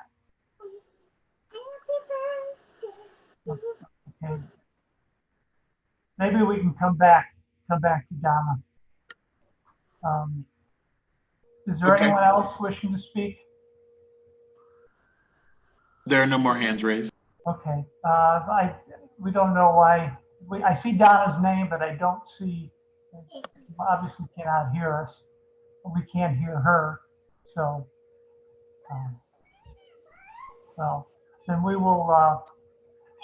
We'll go ahead and move on, and Donna can come back for the second public hearing if she would like.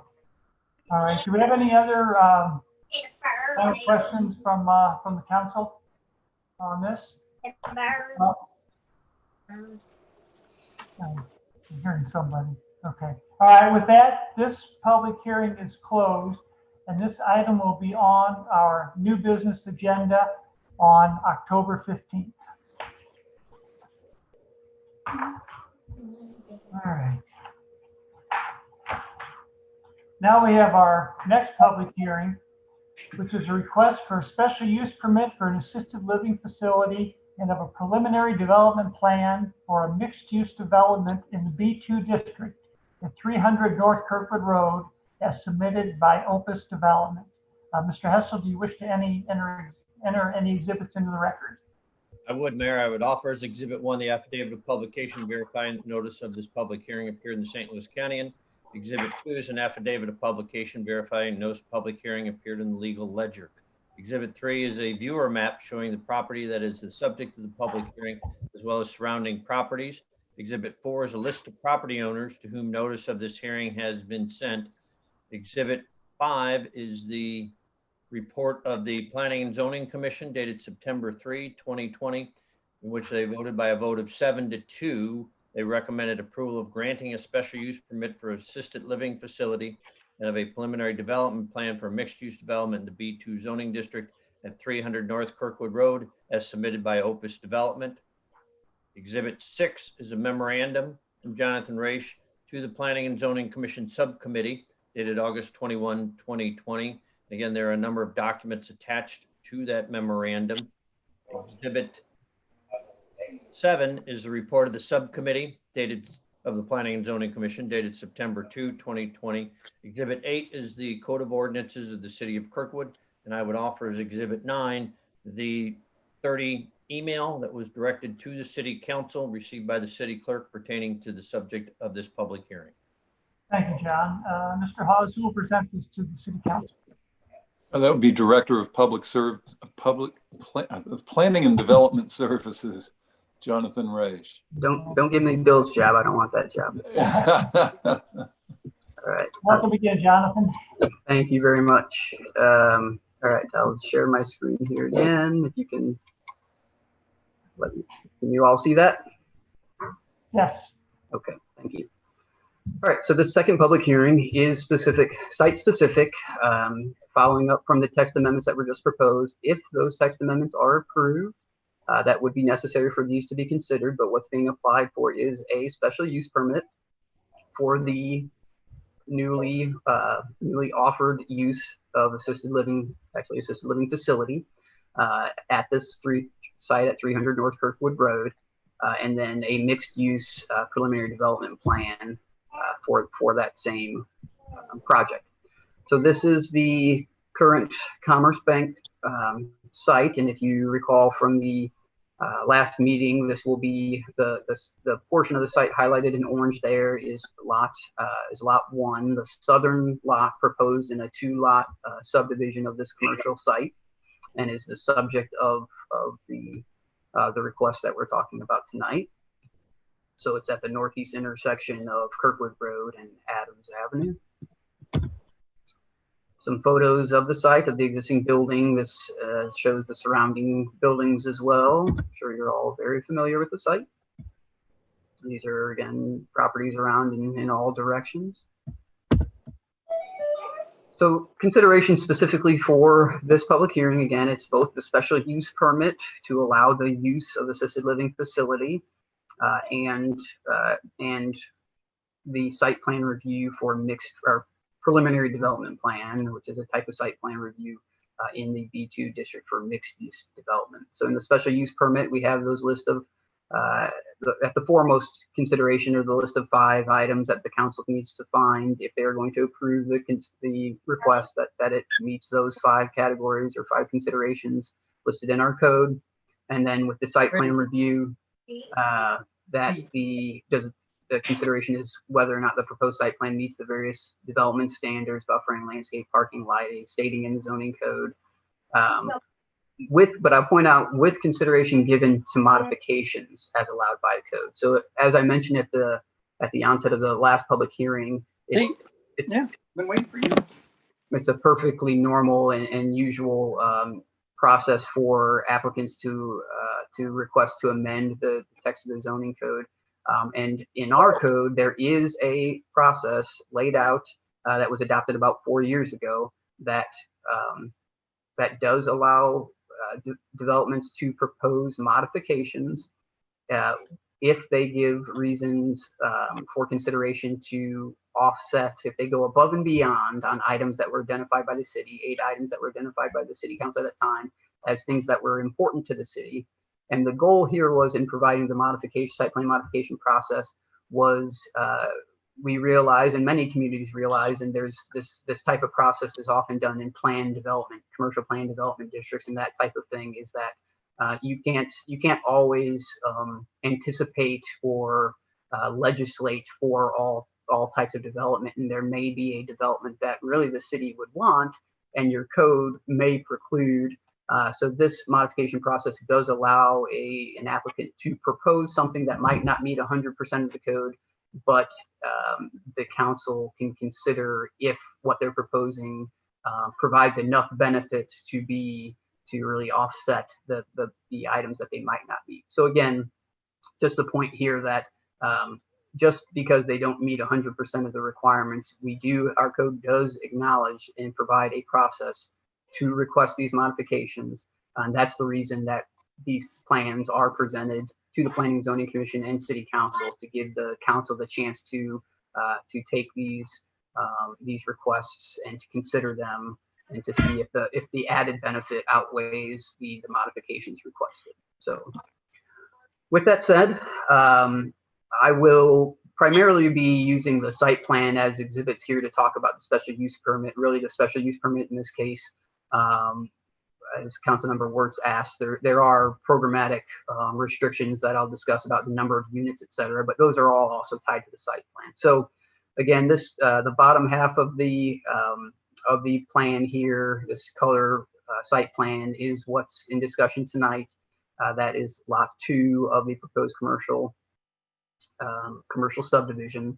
And this was highlighted, these areas were highlighted at the Planning and Zoning Commission as items that had changed between their initial presentation at Planning and Zoning Commission and in response to some of staff and the commission's comments. So they did provide an 8-foot sidewalk, an 8-foot tree lawn, which widened the sidewalk by 2 feet from their initial proposal. It was really originally going to be a 10-foot tree lawn and 6-foot sidewalk, so they evened that out to 8 and 8. They adjusted their ADA compliant parking spaces to meet the city's code, which requires a little bit more space actually than the national ADA regulations. And then they also incorporated a sidewalk on the east side of the development inside that approximately 10-foot wide buffer between the shared drive on the eastern property line. And I'll go into a little more detail about that later, but the proposal really, I guess I dove right into the details. I apologize, but the proposal is for a 5-story tall, 60 foot to the top of the flat roof building that would be 4 stories of residential over one's the first floor commercial. You see there the retail space along Kirkwood Road is approximately 7,800 square feet of retail. They have elected to program behind that active retail space their lobby and amenity area for the residential portion as well. So there will be that component on the first floor, but not on the Kirkwood Road frontage. The site also has a level of surface parking. You see this shows the surface level. So there are 30 commercial spaces structured under the top 4 stories. So structured parking under the residential floors, 30 spaces at ground level for commercial. And then there are 6 spaces along Adams Avenue that are in the covered drop-off area there for the residential portion. And then you see obviously on the eastern side, the garage entrance. So there's a lower level of parking that provides the parking for the residential component as well. Other features, and I'll let them go into more detail about this, but they're proposing a substantial public linear park or plaza on the north end of the site. So again, this is one of the items they'll highlight is going above and beyond our code, providing additional public space and landscaping that would benefit, that would have an easement proposed over it for public use. That would be the public benefit to try to offset some of the modifications they're requesting. They've also indicated or proposed the acorn style decorative lamp post along Kirkwood Road that we currently use in the southern portion of downtown to extend that through their site to provide additional aesthetic benefit. The 5-foot sidewalk that I mentioned on the east side. So that was something actually a request originally when this and the Commerce Plan came in. They both had the required 10-foot landscape buffer and 6-foot tall site-proof fence along that eastern boundary. But the Planning and Zoning Commission actually requested and recommended that they provide an additional pedestrian path to cut through the middle of the block to help pedestrian circulation and promote that pedestrian activity in our downtown area. And by doing so, really the Planning and Zoning Commission, their recommendation is that a modification be granted, an additional modification be granted really at the Planning and Zoning Commission's request, not at the applicant's request, to allow a reduction in the landscaping in that area, so that because the 5-foot sidewalk is preferred there by the Planning and Zoning Commission, they would not have the adequate space to plant the required trees along there. They did show them in their initial plan, but they took them out as requested by the Planning and Zoning Commission to provide for the sidewalk. So you see that that benefit for public circulation as well, additional above and beyond our code. Let's see. Well, landscape that they provided landscape plan. So they've provided street trees along Kirkwood Road and Adams Avenue that both meet our code. I will point out you'll notice the street trees along Kirkwood Road are between the sidewalk and the curb in the traditional tree lawn area.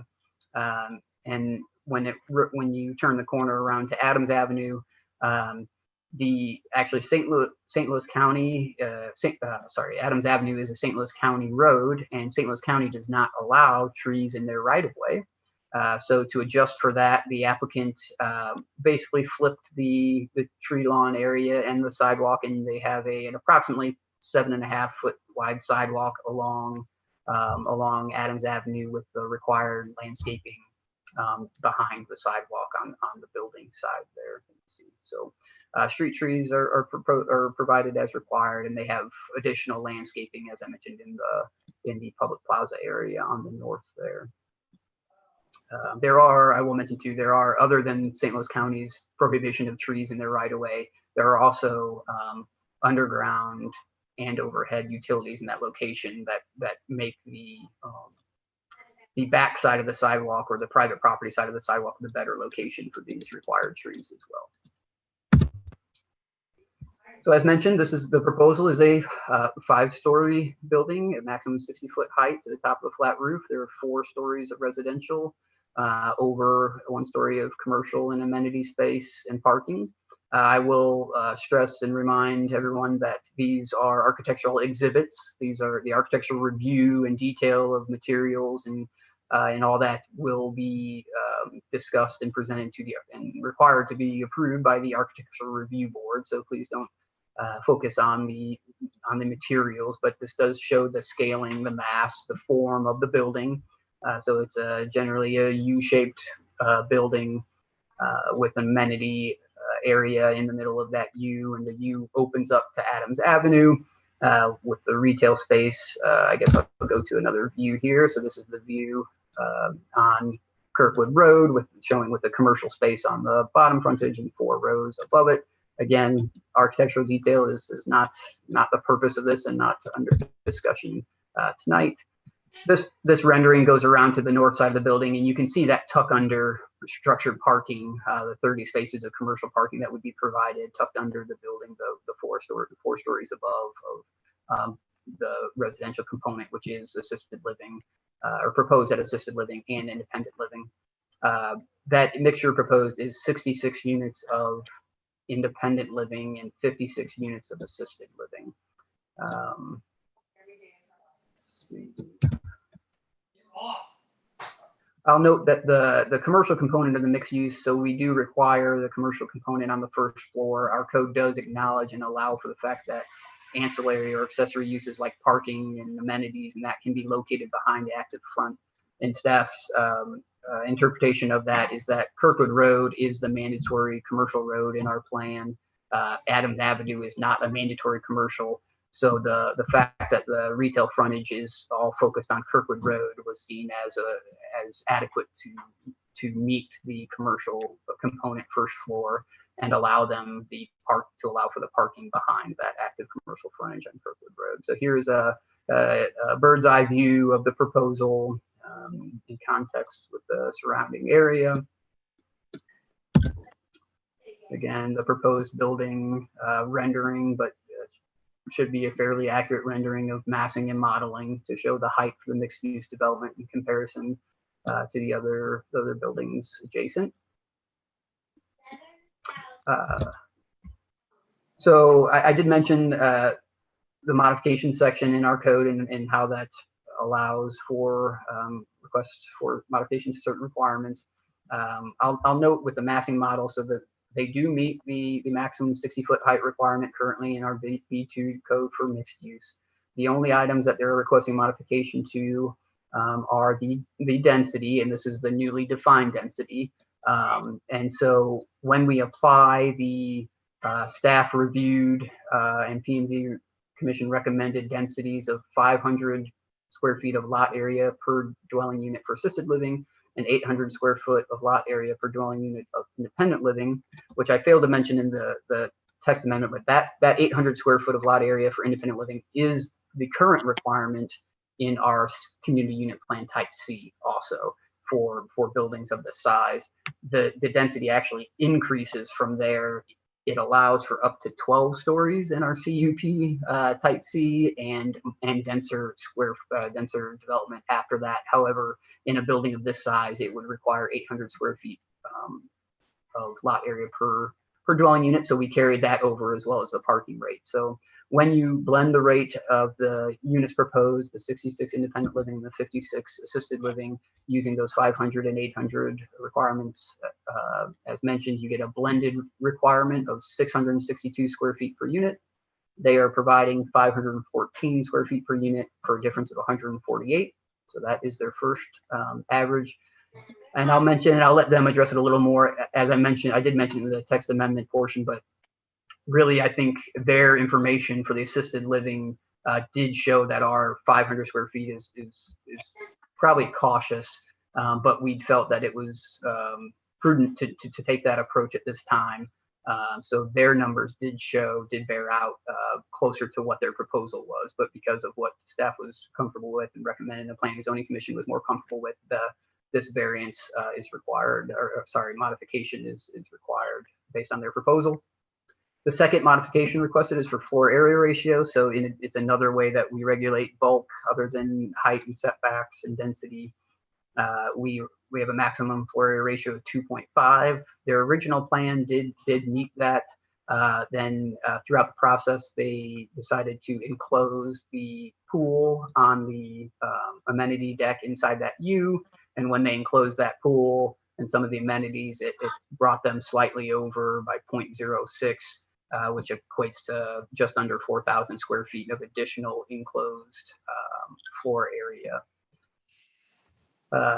And then as I mentioned, the parking lot perimeter trees along the east property line. So they would be required a minimum of 8 trees along that area. And they did, their original plan again did meet that requirement. However, to accommodate the recommendation of the Planning and Zoning Commission to include a 5-foot wide sidewalk across running from Adams Avenue to Washington Avenue, there is no longer adequate space to accommodate those trees, and so that sidewalk is really forcing the modification of 8 parking lot perimeter trees along that eastern property line.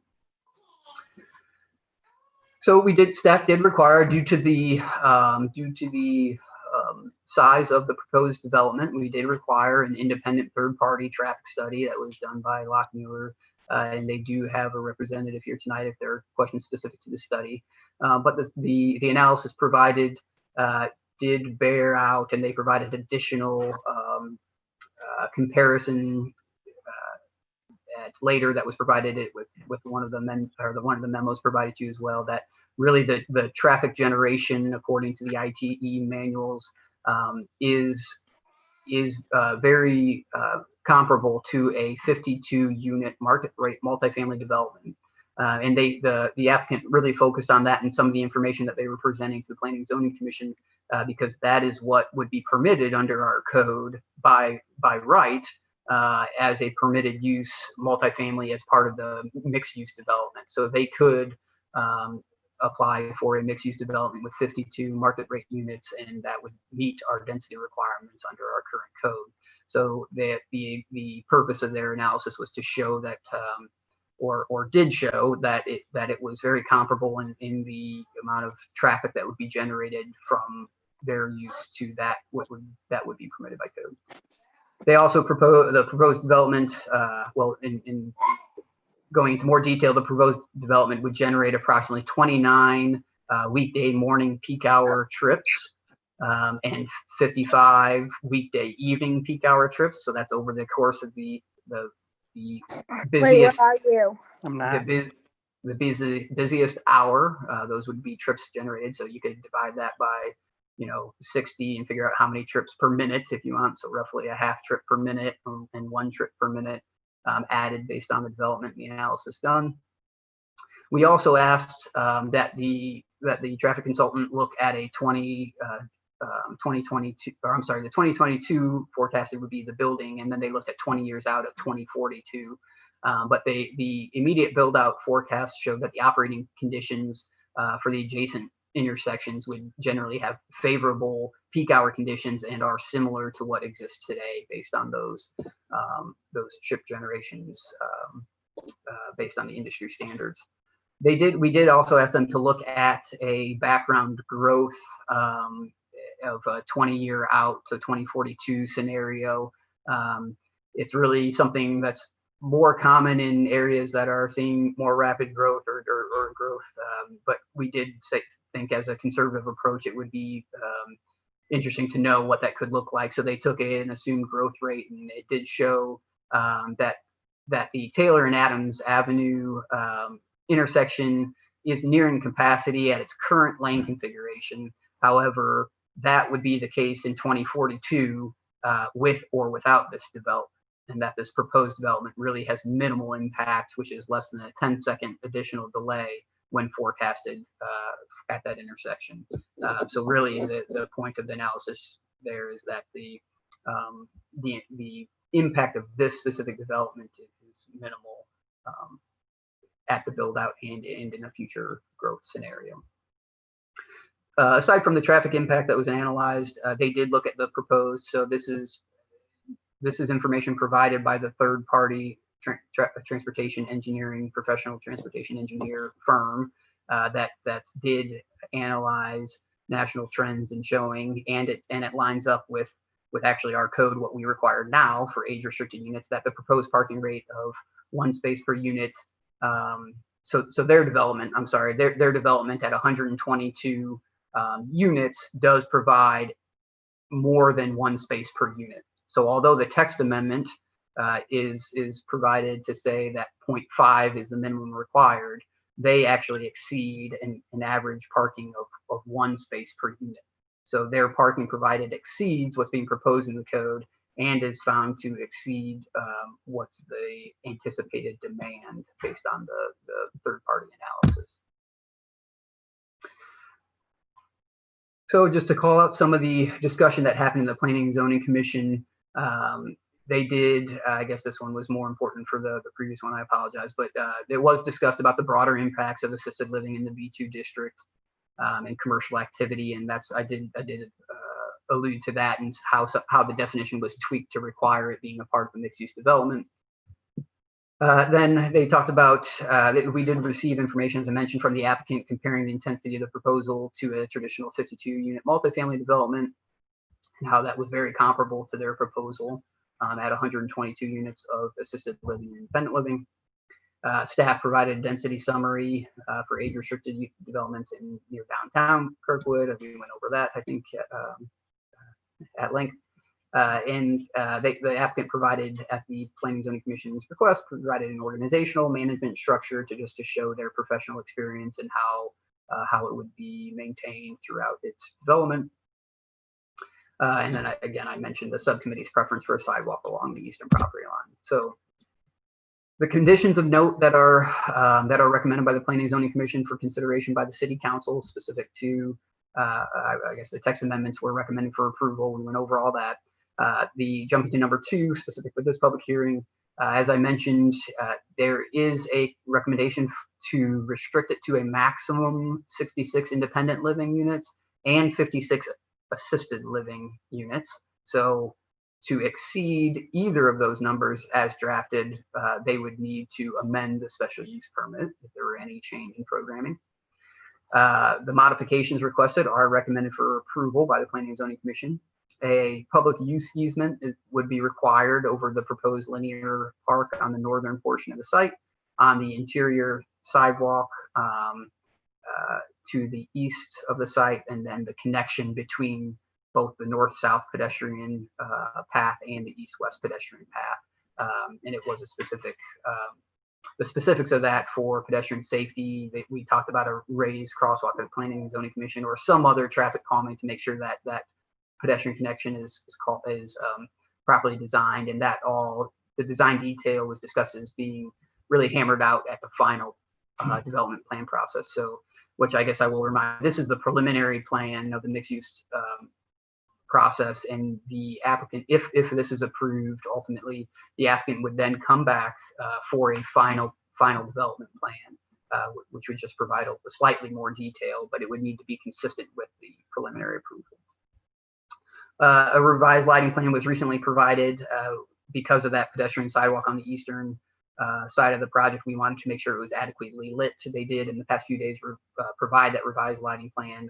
Once I fully review it and process, we will provide that to the council, and we will update the legislation to reference that new lighting plan. Cross-access easement, both for vehicular and for pedestrian access north-south from Adams to Washington, would be required.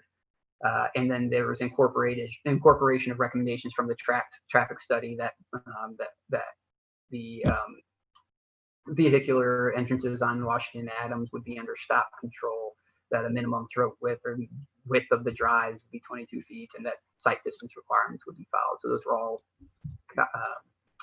followed through with from the third-party transportation study. So as far as process, we're here tonight for the public hearing. It would be followed by City Council consideration for vote.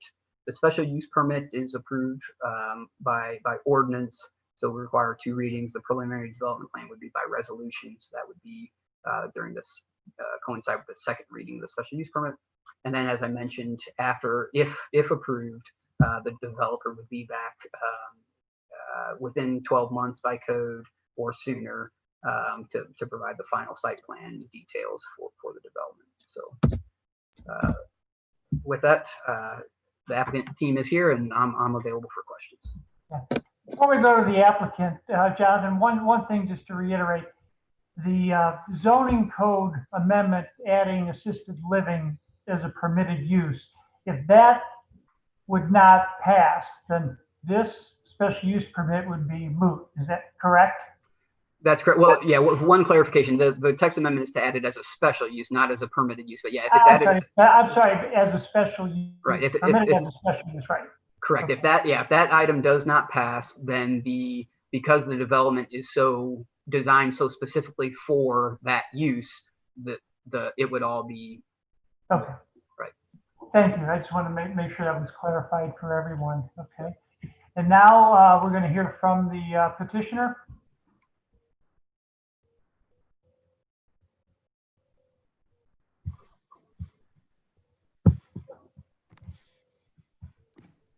So good evening, Mayor. Thank you, John. Hello, council members. I'm going to attempt to share my screen here.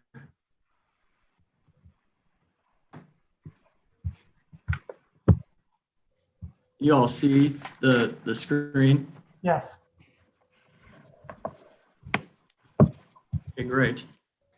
My name is Ryan Carley. I'm Director of Real Estate with Opus Development Company. I reside in De Pere in the Kirkwood School District. Our children attend preschool at Kirkwood United Methodist. We're super excited to be presenting this project today. We've assembled a best-in-class professional project team. Jonathan mentioned a number of those representatives are on the call this evening and would be happy to address any questions that come up. But along with myself, you'll hear from Joe Mickledge with Allegro Senior Living as our operating partner and Gary Schuberth with Opus Architecture and Engineering as our architect. What we're going to present this evening is why this mixed-use project is a great fit for Kirkwood and creates a strong economic foundation through diversification in housing and meets exactly what the master plan, Envision Kirkwood and Downtown Commercial Market Study call for. Our project does this all while having a less intense use on infrastructure, traffic generation, and total number of residents than a traditional market rate apartment project, while still providing the activation and pedestrian engagement along Kirkwood Road with the 7,800 square feet of vibrant street level retail. We put a lot of thought into this project and have worked very closely with the city staff and through the planning and zoning process. We're excited to provide this high-end next generation senior living community with modern amenities for the aging residents in Kirkwood to stay in the community in which they love. I'm going to do a little overview on Opus and some of the recent mixed-use projects we've completed here in St. Louis. Opus is a 67-year-old company. We're comprised of a fully integrated team of architects, engineers, design builders, and developers. We have 9 offices across the country, including Kansas City and St. Louis. Our entire project team, other than our architect, is located here in St. Louis. We diversify by product type with a heavy focus on multifamily. We've developed over 25 multifamily projects across our platform over the past 7 years, with several senior deals in our system as well. A couple of the recent mixed-use projects we've completed, you'll see the top 4 slides are Ceylon in Clayton, 120 units with 2 levels of below-grade parking and 13,000 square feet of retail. The bottom 4 images are Citizen Park in the Central West End, 217 units with 3 levels of below-grade parking and 10,000 square feet of retail. Both of these were infill projects with a lot of stakeholder and neighborhood input. Both have been immensely successful and are fully occupied both on the residential and retail. With that, I'll turn it over to Joe Mickledge with Allegro Senior Living to talk a little bit about Allegro. Thanks, Ryan. My name is Joe Mickledge. I'm with Allegro Senior Living. I'm the Senior Vice President of Development. Allegro is a St. Louis-based company. Our headquarters is in Clayton. It's a family-owned company, and it's been in business since the late 1800s. We're getting close to our 150th anniversary. We started in banking and financing, moved into real estate development in the mid-1900s, and got involved in a couple of independent living and skilled nursing communities, which was our first introduction to senior housing. In the late 90s, we saw the demographic trends across the country, particularly in Florida, and we decided to shift our focus to senior housing, and that went from development to include management.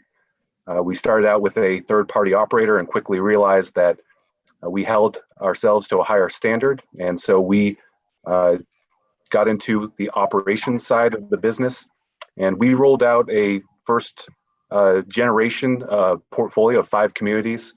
And we've grown slowly, responsibly to where we are today, which is 19 operating communities across all the entire spectrum of senior housing. So we are managing active adult, independent living, assisted living, and memory care units. You can go to the next slide. So this is just our current portfolio. You could see that we are very heavily focused in Florida, again, based on the aging demographics there. But the reality is the entire country is on the verge of seeing the baby boomer generation be more age appropriate for our industry. So we will touch upon that a little bit later. But recently we have expanded our portfolio to the Midwest, including our first project in St. Louis in Richmond Heights, which opened in late 2018. So this is the Richmond Heights project. It's 87 units of assisted living and memory care. It's right on Bellevue, across from St. Mary's.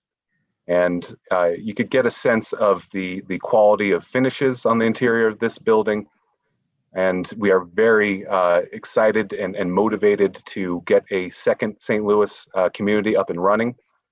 We recognize that Kirkwood is a very unique community, and it's crucial for us to find a centrally located location to serve the aging population of a community. We've done a lot of research on our residents, and we found that 70% of our residents come from within a 3 to 5 mile radius. And the vast majority of that remaining 30% moves to our locations to be close to family and mainly adult children. And you go to the next slide. I'll touch upon that a little bit more later as we get into our more typical resident profile, but for now I'll hand it back to Ryan. Yeah, thanks, Joe. I'm going to review the Kirkwood Master Plan and Downtown Commercial Market study. We just thought it would be appropriate to touch on these and what they call out here. So this excerpts are pulled directly from the revised Kirkwood Master Plan that was produced by DPZ Co-Design in May of 2019. This site that we're talking about is specifically targeted as a potential redevelopment site. And that study master plan also calls out expanding the housing options to include more senior housing, along with encouraging higher density residential mixed use projects in appropriate areas. We certainly consider this site to be an appropriate area for this type of mixed use development. It also specifically mentions that the current senior housing options are unlikely to meet the needs of the aging baby boomers who are more active and demanding greater amenities, which is exactly what we're proposing here, which is a high quality, highly amenitized next generation senior living community, which does not exist in Kirkwood today. And then this is information pulled from the Downtown Commercial Market Study completed by PGAV in December of 2019. As a part of that study, PGAV identified 4 priority sites for development in downtown Kirkwood, with this site being one of them, and labeling it as underutilized and having a higher and better use. What PGAV suggested in that study is that this site should be improved with a mixed-use residential retail development containing 145,000 square foot building with 12,500 square feet of retail, 120 apartments, and a structured parking deck above grade to accommodate 225 vehicles. This is very similar to what we're proposing, although our project has the parking below grade as opposed to above grade, which we think is a much better solution for this site in particular and for the community. In summary, these 2 independent consultants were engaged by the city are saying that this is the exact type of development that should be built and in this specific location. And with that, I'll turn it back over to Joe. Thank you. I know Jonathan already touched upon the definition of assisted living, but to just give a very high level definition, independent living for us means our average resident when they move in with us is still in their mid 80s, around 84 years old. And a lot of times they're moving to us because they have experienced a life-changing event. And in some cases, it's the passing of a spouse. In others, it's the realization of family members or the residents themselves that it's no longer safe due to eyesight or reaction time for these residents to be driving. So a lot of times an independent living resident that moves with us is still physically and mentally healthy and active, but they are looking to downsize, live a maintenance-free, catered lifestyle. But the realization that it's no longer safe to drive is one of the key and most consistent drivers for our residents to make the choice to move in with us. So we are proposing 66, so the majority of the units are proposed to be independent living. We do like to provide a continuum of care in our communities so our residents can age in place. So we are also proposing 56 assisted living residents. And assisted living, again, very high level. Our residents are in need of some assistance with activities of daily living. In some cases, that's bathing, dressing, eating, mobility, and companionship. So half or so of those assisted living residents are going to be very low acuity, not needing high levels of care, not in wheelchairs, not in walkers, but we do want to provide that continuum of care so that our residents can age in place and don't have to go through another major disruptive move. Within these assisted living and independent units in the building, they're almost identical. The only difference is that the independent living units do have a full kitchen. The assisted living units do not have a stovetop. They do not have a dishwasher, but they still do have a microwave, a full-size refrigerator. And then there's also washer and dryers in the IL units. But beyond that, we know that the move from independent living to assisted living is difficult enough, so we did not want to have our residents have to downsize to a smaller unit or a lesser unit. So we are proposing a mixture of studios all the way through 2-bedroom units, and the range is anywhere from 450 square feet to 1,100 square feet. And then, as touched upon earlier, this is a luxury brand of senior housing, and we do a lot of studies to make sure that the demand is there, that this is going to be a successful community for the long term. We have investors, lenders that we need to prove out our thesis to. We get third-party market studies. And it's just, the industry has grown and become much more sophisticated to understand the type of demographics and the type of competitive set that we need to be successful. So right now, base rent in this community is projected to be between $4,500 and $6,500 per month. A lot comes with that rent. Meals are included, housekeeping is included, activities is included, laundry service. The only thing that really isn't included is there is going to be a tailored care plan for our AL residents that would be an additional charge, and then offsite activities that have a ticket that has a cost, that cost would be paid by our residents. But the average resident, again, is mid-80s. We are about 75% female, and we don't see a lot of double occupancy. I think that's critical. We've recently surveyed our entire portfolio, and right now we're only 11% double occupied. So we don't do any non-related double occupancy. This is not a nursing home where two strangers have to share a room. And then, as I mentioned before, we also have done a lot of research on where we draw our residents from, and we really believe that this would be an option for the aging population of Kirkwood to be able to stay in the community they love. Okay, next slide. You'll hear a lot about how we are a low impact use. A main reason for that is the amount of dining and activity space that we build into our properties.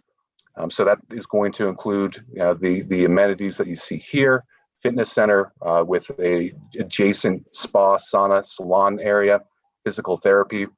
We are going to have a stadium seating theater, the pool that was mentioned earlier, enclosed pool, and then multiple dining venues. And we'll touch upon the dining aspect of our operations a little bit later, but I think for now we'll just go into a fly-through video of our most recent project that is currently under construction. This is in Bergen County in northern New Jersey, and just wanted to give you a sense of trying to bring our community to life, give you a sense of the quality and the type of amenities that we are proposing to bring to Kirkwood.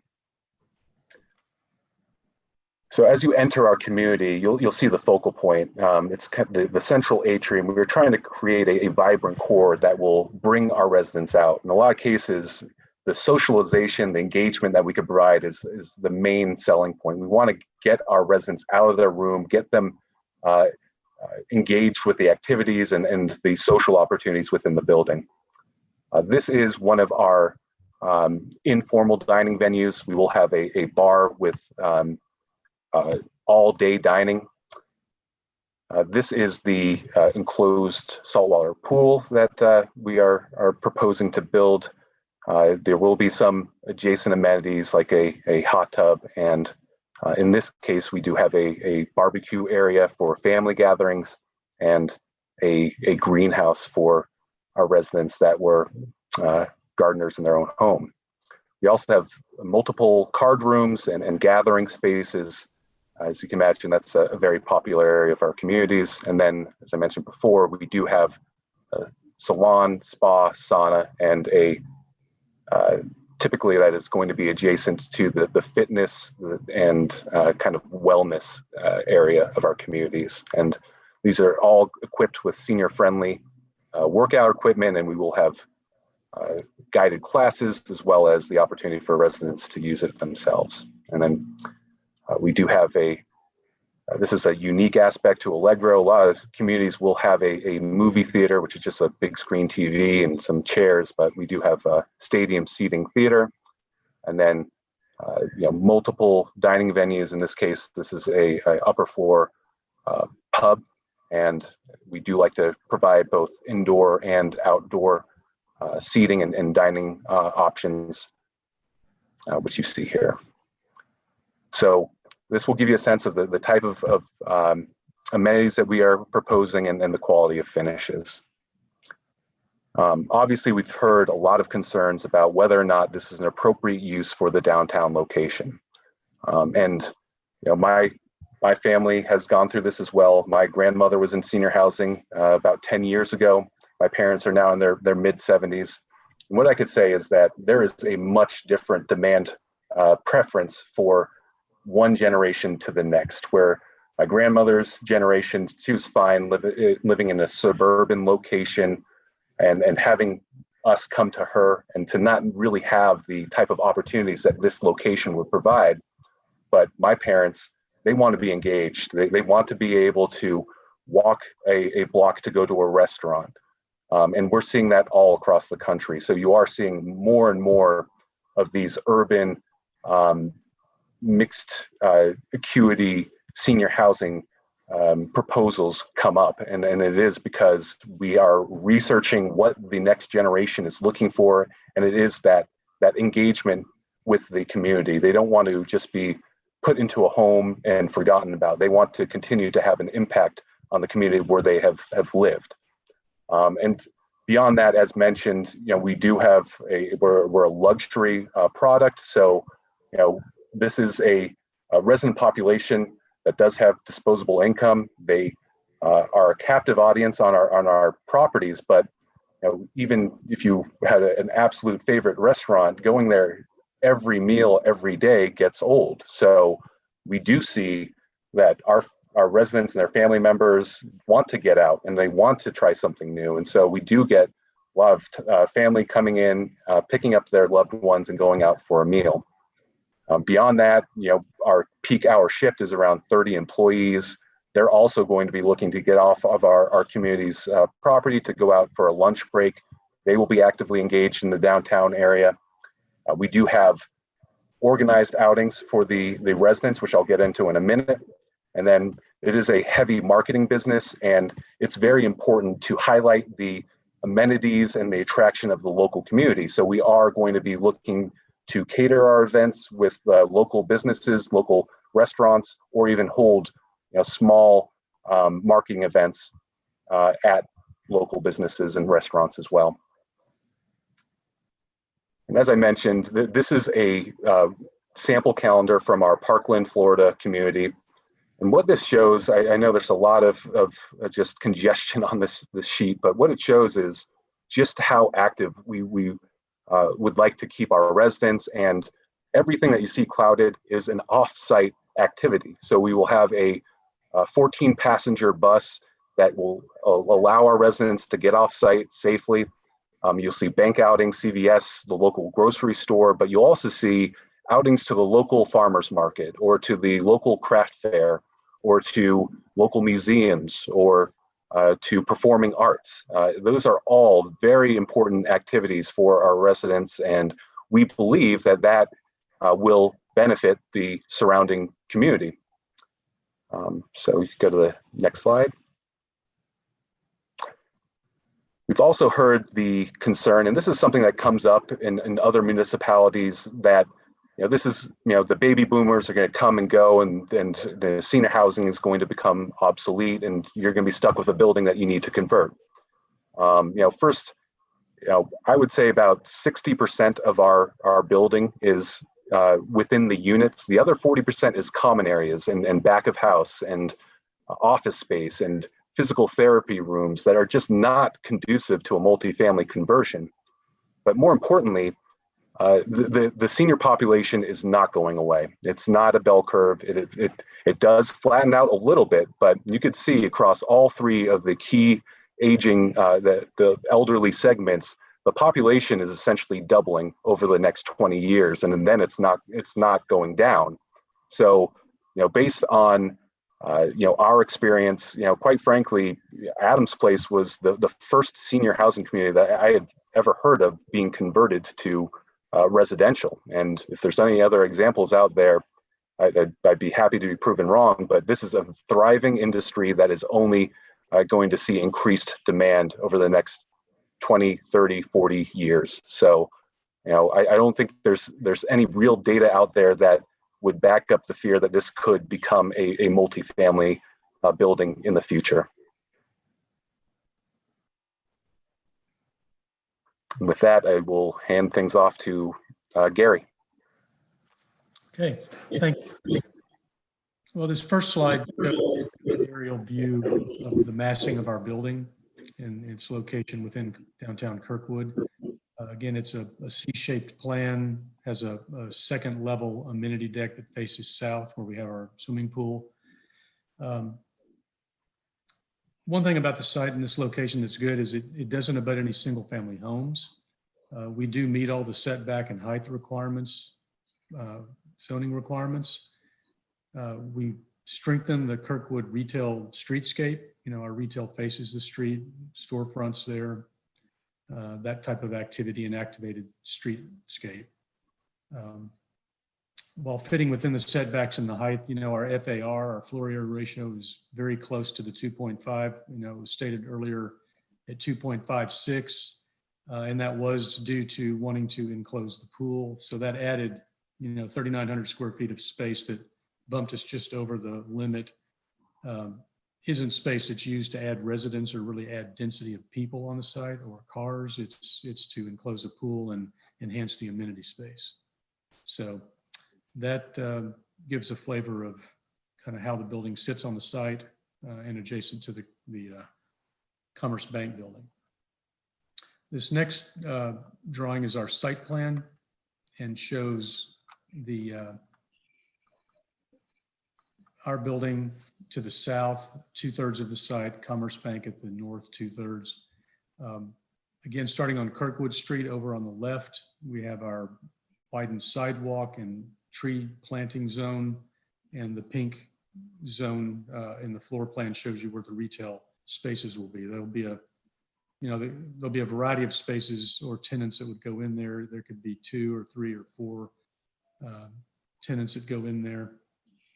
And the yellow portion shows the amenity spaces for the residents of the building.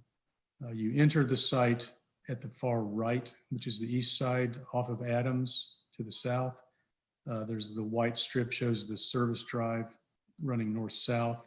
And from that entrance, you can curve and go into our underground parking or loop around to the one-way resident drop-off or visitor drop-offs or resident drop-offs that have those 6 parallel spaces. On the north side of our building, we have retail parking spaces that are covered by the building, along with bicycle racks. So that gives the layout of the building itself. We have a linear park at the north of our property that is between us and Commerce Bank. That outdoor linear park does have a public access dedicated easement, so the public can enjoy this park as well as our residents. An east-west pedestrian path in from Kirkwood over to the east side of our property is provided. There'll be a winding sidewalk. We'll have a variety of seating types, bicycle racks, landscaping will be in this area, and it will connect with a kind of a pavement change from this linear park heading east to the north-south 5-foot sidewalk. So we provided this cross pedestrian access, through our site that allows pedestrians many options to circulate through our site and through downtown. We have provided a number of details with this linear park. This shows some of the images of how we'll have seating, pavement textures. We show the Acorn upgraded decorative streetlight fixtures that'll be along Kirkwood. And we're also going to provide an element to really honor and maintain the stone wall that's over on the east side of the building. We'll incorporate some of that stone and preserve the memories of that element on the site. I believe that, and just to kind of recap some of the exterior of the building, this shows the building. Over on the right side would be the retail storefronts that are along Kirkwood. We have the building, again, the 5 stories. We have 4 stories of retail over the ground floor retail. Primary material of the building will be brick. We will be going through the ARB process after City Council to work through the details of the design itself. This really is a starting point to start that conversation. And I would like to just recap that we are, again, some of the above and beyond provisions that we've provided in this design would be the public plaza linear park, the decorative streetlights, the 5-foot wide north-south public pedestrian access on the east side of the property, and we have 16 bicycle racks, which exceed over the 10 that are required. So we've gone above and beyond that. And that really describes the building and the architecture itself. And I'll let Ryan pick up from here. Yeah, I think I can take this, Ryan. As Jonathan mentioned a couple of times, we did go through our portfolio as well as what we have a in-depth knowledge of the St. Louis market for senior housing. So these are the samples that we provided. And admittedly, we filtered out non-urban locations. There's plenty of suburban locations that had less density, but these 4 communities capture the only 4 more urban environments that Allegro has as operating properties. And you could see that our proposed density is actually a little bit more than what our portfolio average for urban properties is. And below, you see again, it's handpicked because there aren't too many urban senior housing locations, because the baby boomer demand for a more interactive location is more a new trend. So across the St. Louis communities, you'd see that very few are IL, AL only examples. So that touches upon what Jonathan mentioned as far as this being a relatively conservative density projection. It's just impossible to extract out the pure AL side of things when you have you only have one lot size. So you can extract out the memory care portion of Allegro Richmond Heights, but then you still are dividing it into one lot size. So it's impossible for us to uncouple the different tiers of acuity in these existing communities. And then if you go to the next slide. So you've also heard us touch upon density and intensity, and you know, with our experience in Florida, we bumped into a lot of sites that allowed for a certain number of dwelling units per acre. But in Florida, because they had such a significant senior population, they took a step further to try to equate a senior dwelling unit to a multifamily dwelling unit. And the big difference is what I mentioned before, where we are only 11% double occupied across our entire portfolio. So if you look at the number of units that we're proposing and what that could mean based on our experience for a total resident count, and it would equate to 135 residents. Now, as I mentioned in Florida, what they did was they looked at the national average of number of residents per household, and it's 2.63. So if you look at the permitted number of dwelling units, 52 units with 62.63 residents per unit, you get to almost the exact same resident count as to what we would expect. And that's based on full occupancy. I could tell you in senior housing, there is unfortunately turnover. So we're rarely 100% full. We're typically 93 to 95% occupied, which is in line with the local experience to date. There's a lot of different types of senior housing, including nursing homes. And in St. Louis, they also license behavioral and mental health communities the same way. So we have heard some scary vacancy numbers thrown out about St. Louis, but for a majority independent living community, which is what we're proposing, there are 8 communities within a 5-mile radius of our property. And at those 8 communities, right now, the independent living occupancy is 90.6%, and the assisted living occupancy is 92.7%. So the local market is very healthy, and as mentioned earlier, we're only seeing the demand grow as the aging population grows over the next 20 to 30 years. And finally, you've heard about the low traffic impact that we generate. A lot of that comes down to the fact that we have different staggered staffing shifts that come in. The biggest staffing shift at our building is going to be the care staff. They're set at 7 a.m. to 3 p.m. shift, a 3 p.m. to 11 p.m. shift, an 11 p.m. to 7 a.m. shift. And that is purposely done to make sure that we're not impacting peak hour traffic. We do have dining staff that's coming in prior to peak hour, maintenance people, laundry, housekeeping.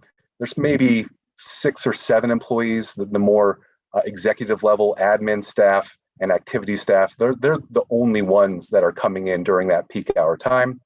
And you know, if you think about visiting your loved one, a lot of time in a community like ours, a lot of times you are not going to be battling rush hour traffic. Our visitors are coming in middle of the day for a meal or after work or on weekends to visit. So that goes a long way to explain why we don't generate more traffic, and shows, as shown here, it's comparable to what a 52 unit multifamily building would generate at the same location.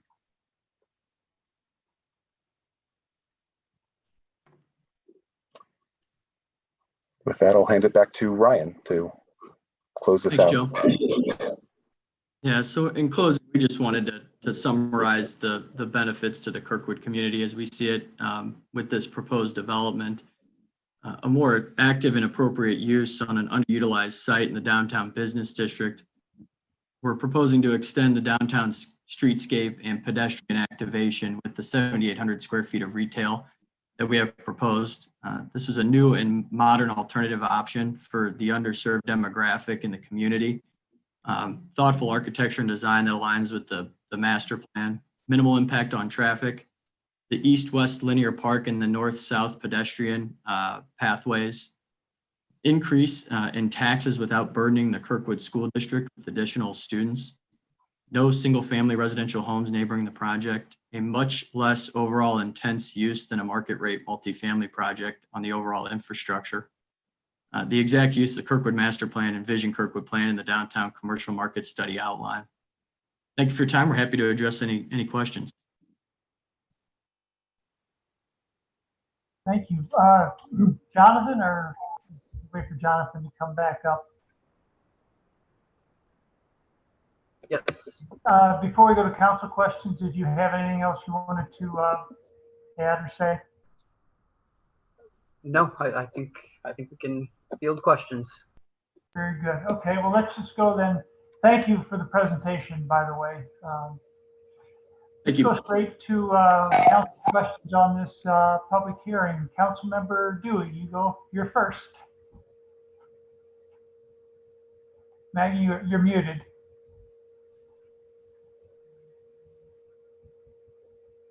There we go. Thank you.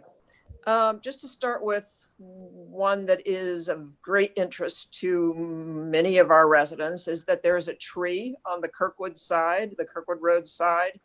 I did not see that indicated in your plans, as opposed to the tree that is at the corner of Kirkwood and Washington. As far as I know, there isn't anything wrong with this tree, so we would certainly like that to be considered. Secondly, some of the things that we will have to in our considerations as far as the special use permit, Jonathan had that on one of his slides, for better word.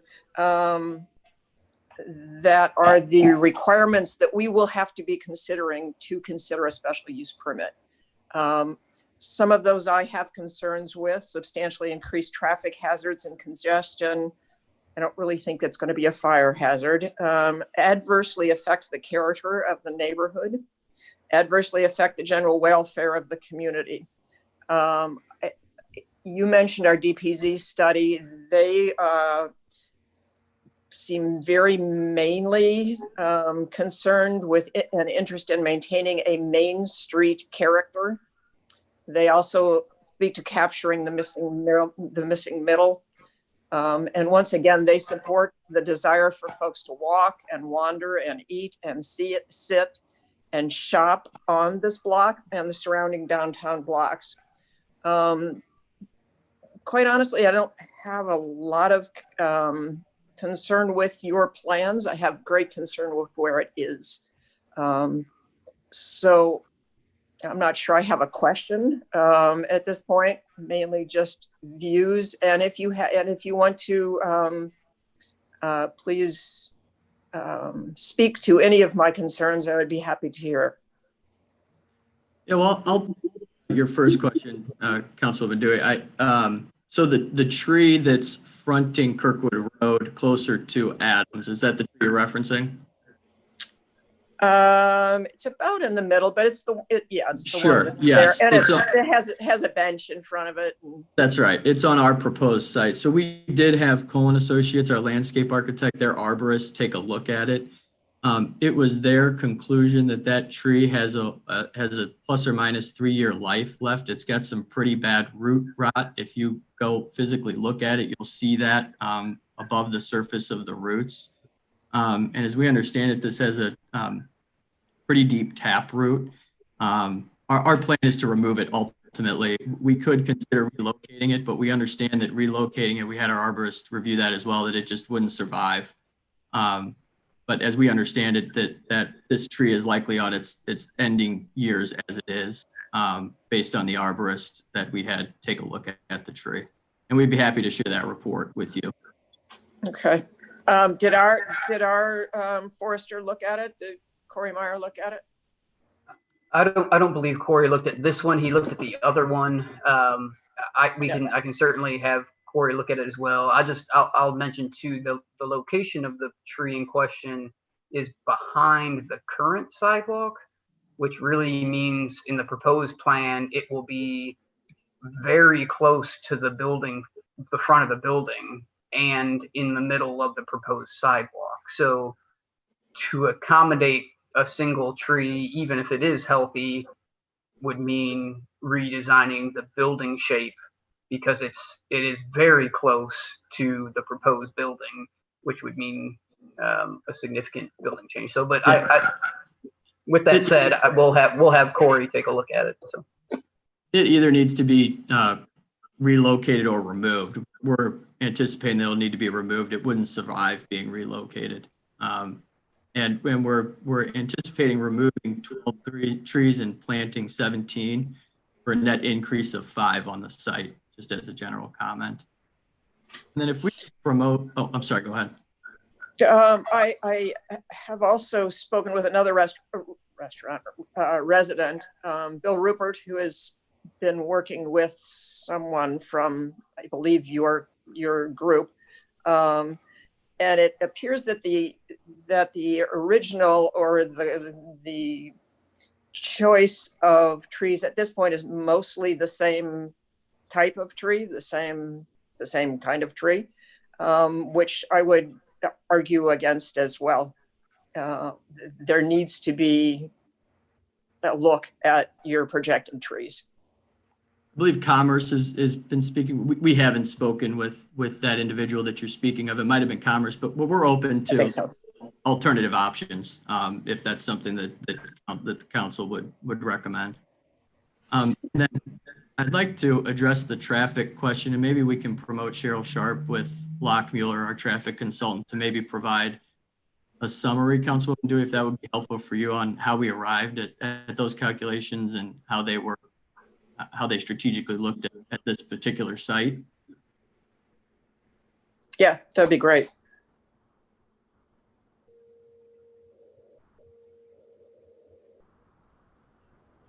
See Cheryl there, but it looks like you're on mute, Cheryl.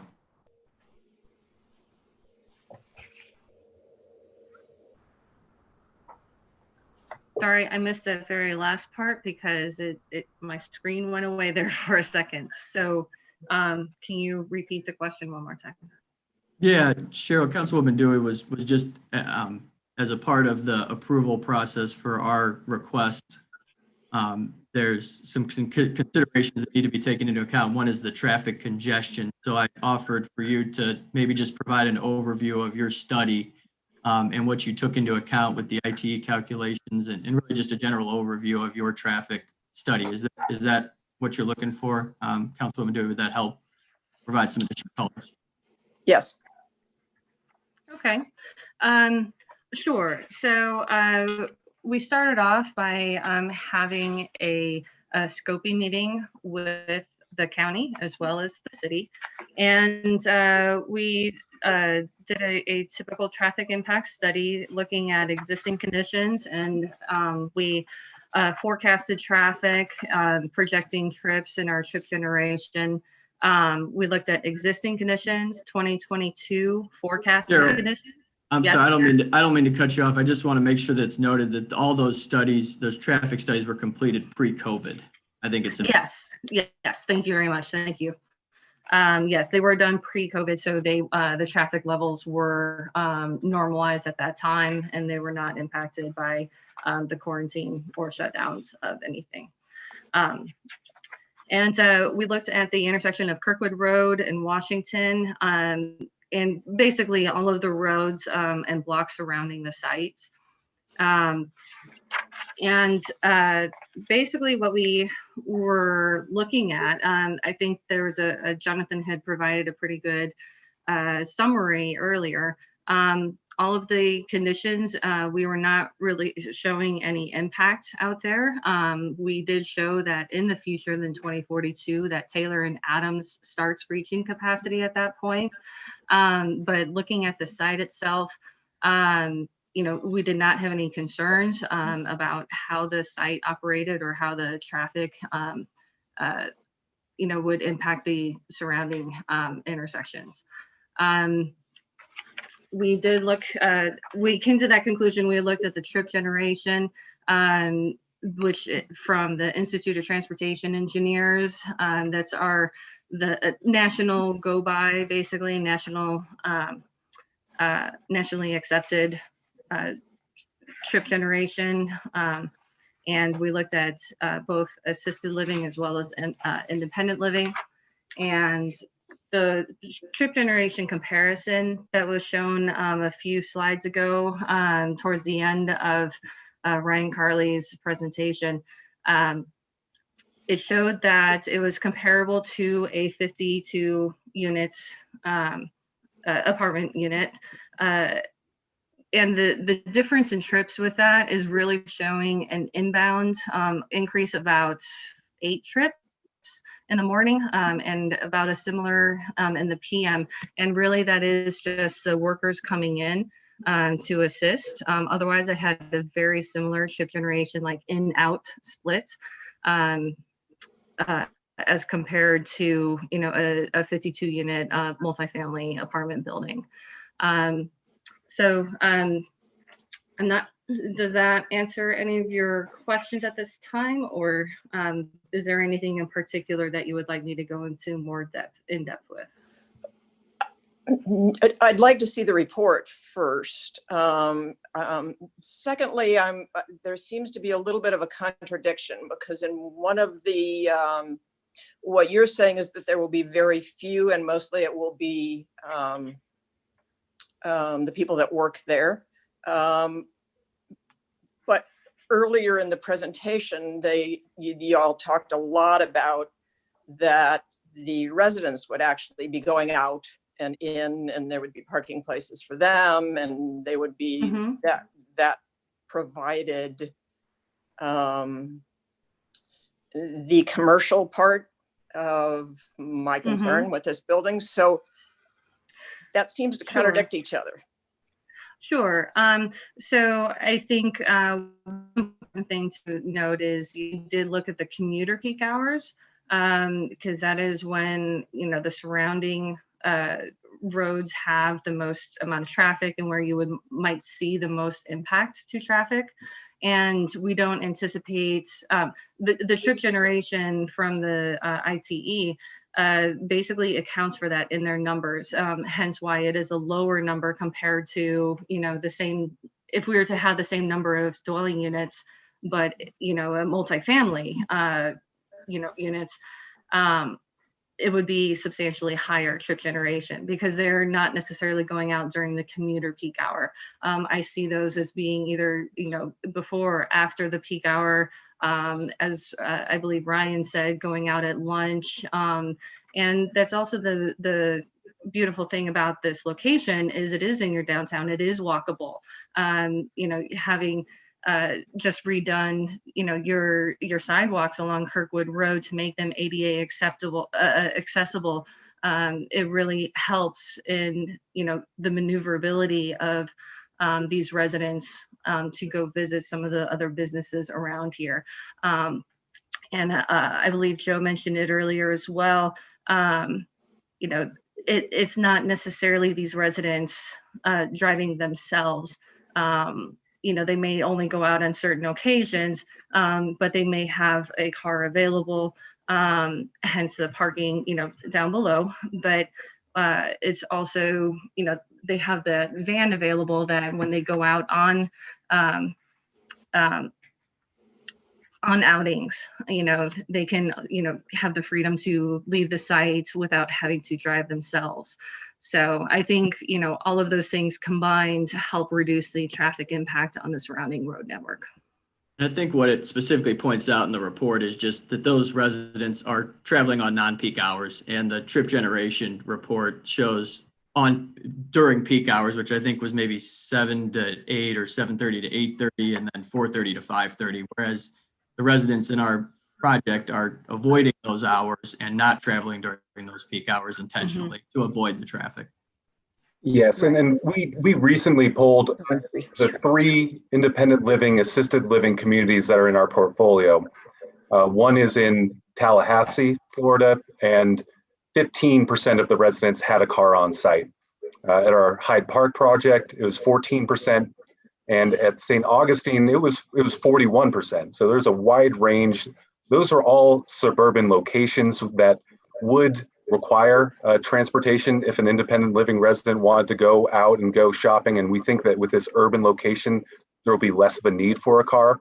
But even if you looked at the worst case scenario and the 41% of 122 units, that would lead to 50 resident cars on site, because I know that we also heard parking could be a concern. So of 119 parking spaces. I think at the worst case scenario, maybe 50 would be occupied by resident cars. And then, as I mentioned, our peak hour shift is around 30. There would be some crossover where it's not like everybody exits and enters the property simultaneously, but even with some crossover, there still would be that 30 to 40 spaces left over for visitors.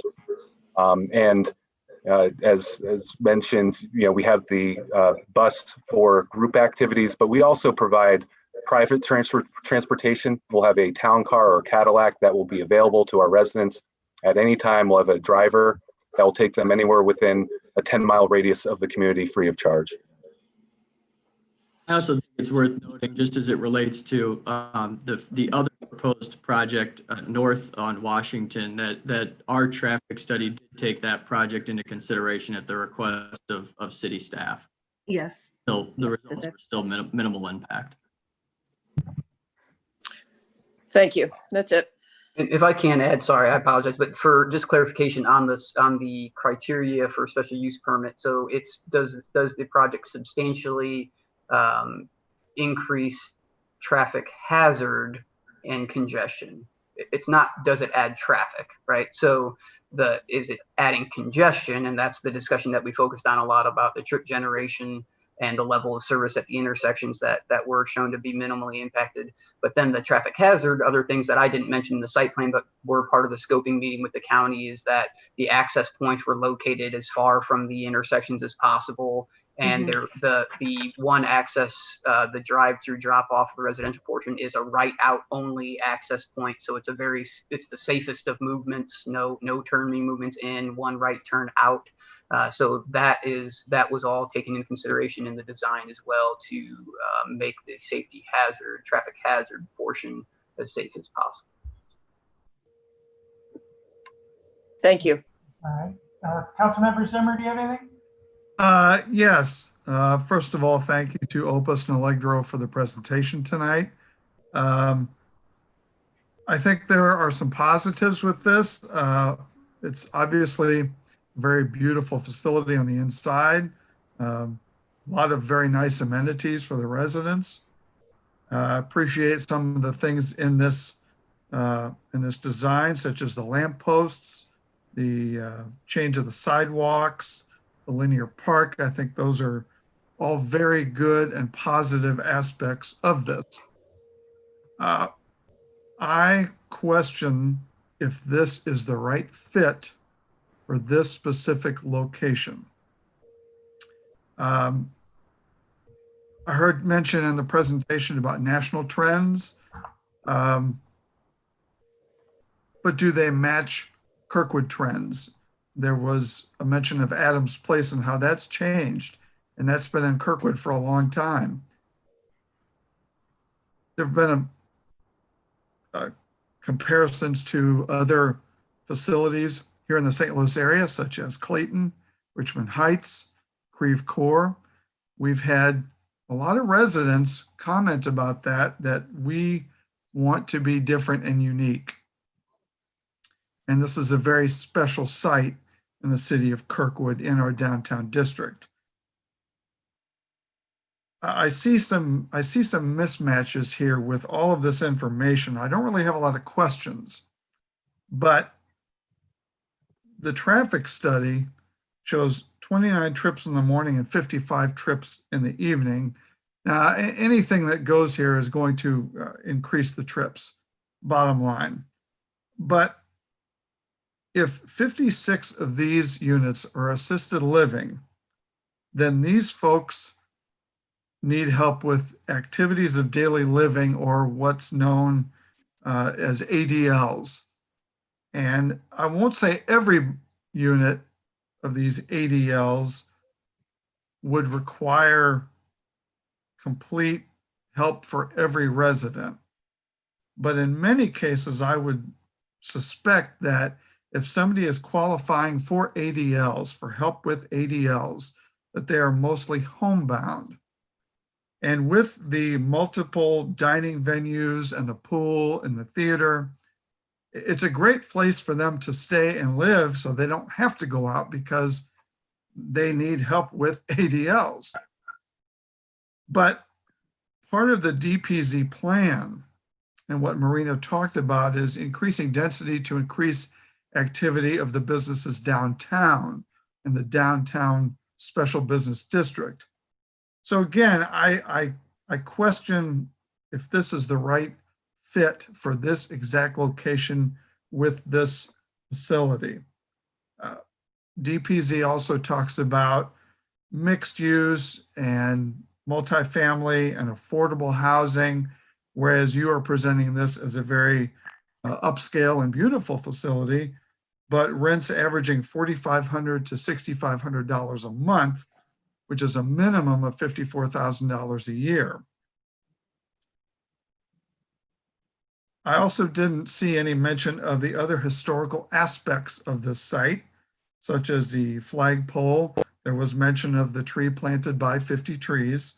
There's a chain link fence on the east side that is of historical impact. So again, I need to review this information, but I question if this is the right fit for this specific and exact location. And I'm going to continue to look at this and look at the presentation to make my decision. But I appreciate the information and the presentation that you gave, and I thank you. Councilmember Ward, anything? Yeah, I'd like to start with a question for Joseph, if I could. Joseph, could you tell us what's the oldest ALIL complex that you've opened? And at the same time, could you tell us, are they very similar to the project that you're proposing here? And if not, what kind of revisions or adjustments to those early facilities have you made? Sure. I apologize. Can I address Councilman Zimmer's one comment he made? Is that okay? I don't mean to. Mark, do you need a response at this point? If he'd like to give one, certainly, if Councilmember Ward doesn't mind. My apologies, Councilman Ward. No, that's fine. So regarding some of the historical features on the site that you referenced, so I know that Commerce has made the commitment to relocate the flagpole and the plaque onto their property and incorporate it into their project. We've met with residents regarding the fencing. They seem less concerned, and the existing or original stone structure that fencing sits on. What we're planning to do is provide a homage to that stone, or to the Pittman School, and taking some of that stone and grouping it in a fashion into the linear park and providing a plaque to commemorate it. So we want to, the wall has to be removed, the fence has to be removed. We're open to whether that fence is a chain link fence or whether it's a site-proof fence. There's been some discussion on both of those, so we're open to that. To the extent we want to try to save the chain link fence, we could attempt to do that. But as it relates to the original stone wall, we're looking to try to commemorate that in some other fashion as opposed to just having it on the eastern portion of the property. So we are taking those things into consideration and understand that that's important to the community as well. It is. And, even the tree that you said has to be removed, all of these things are very important to our residents. So we appreciate the efforts to save those items. Thank you. We understand that. Thank you. Sorry, Councilman. That's okay. I'm a Pittman alum, so I skinned a lot of shins on that stone wall back there. So I can answer your question, Commissioner Ward. Our oldest community is from 1999. It's in St. Augustine. It's one of these independent living, assisted living comparisons that we provided.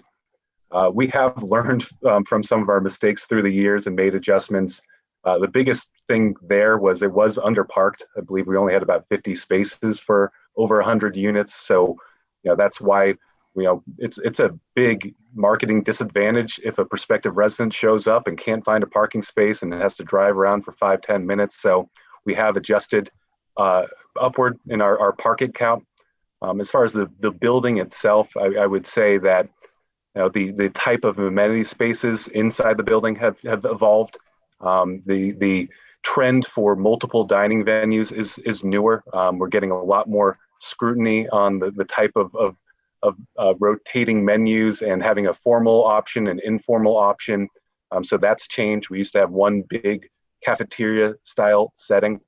And then some of the other salon, spa, sauna, that area has evolved drastically to really meet our residents' needs. In some cases, as simple as buying a therapeutic tub that was just impossible for some of our less mobile residents to get in and out of.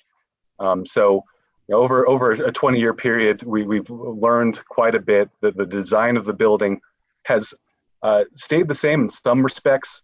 It's very important for us to have that central core to attract residents out to and keep them engaged. And at the same time, we wanted to keep the building footprint as compact as possible to limit walk distances from end units to that core and the common areas that surround the core. So that was also a suburban location. So obviously this type of urban location is a big departure from that initial model. And it is really an attempt to meet the changing demands of our residents. But by being in a more urban location and being able to propose a more vertical building, that St. Augustine building is only 3 stories. So by going more vertical, it allows us to keep the footprint more compact and limit those walk distances.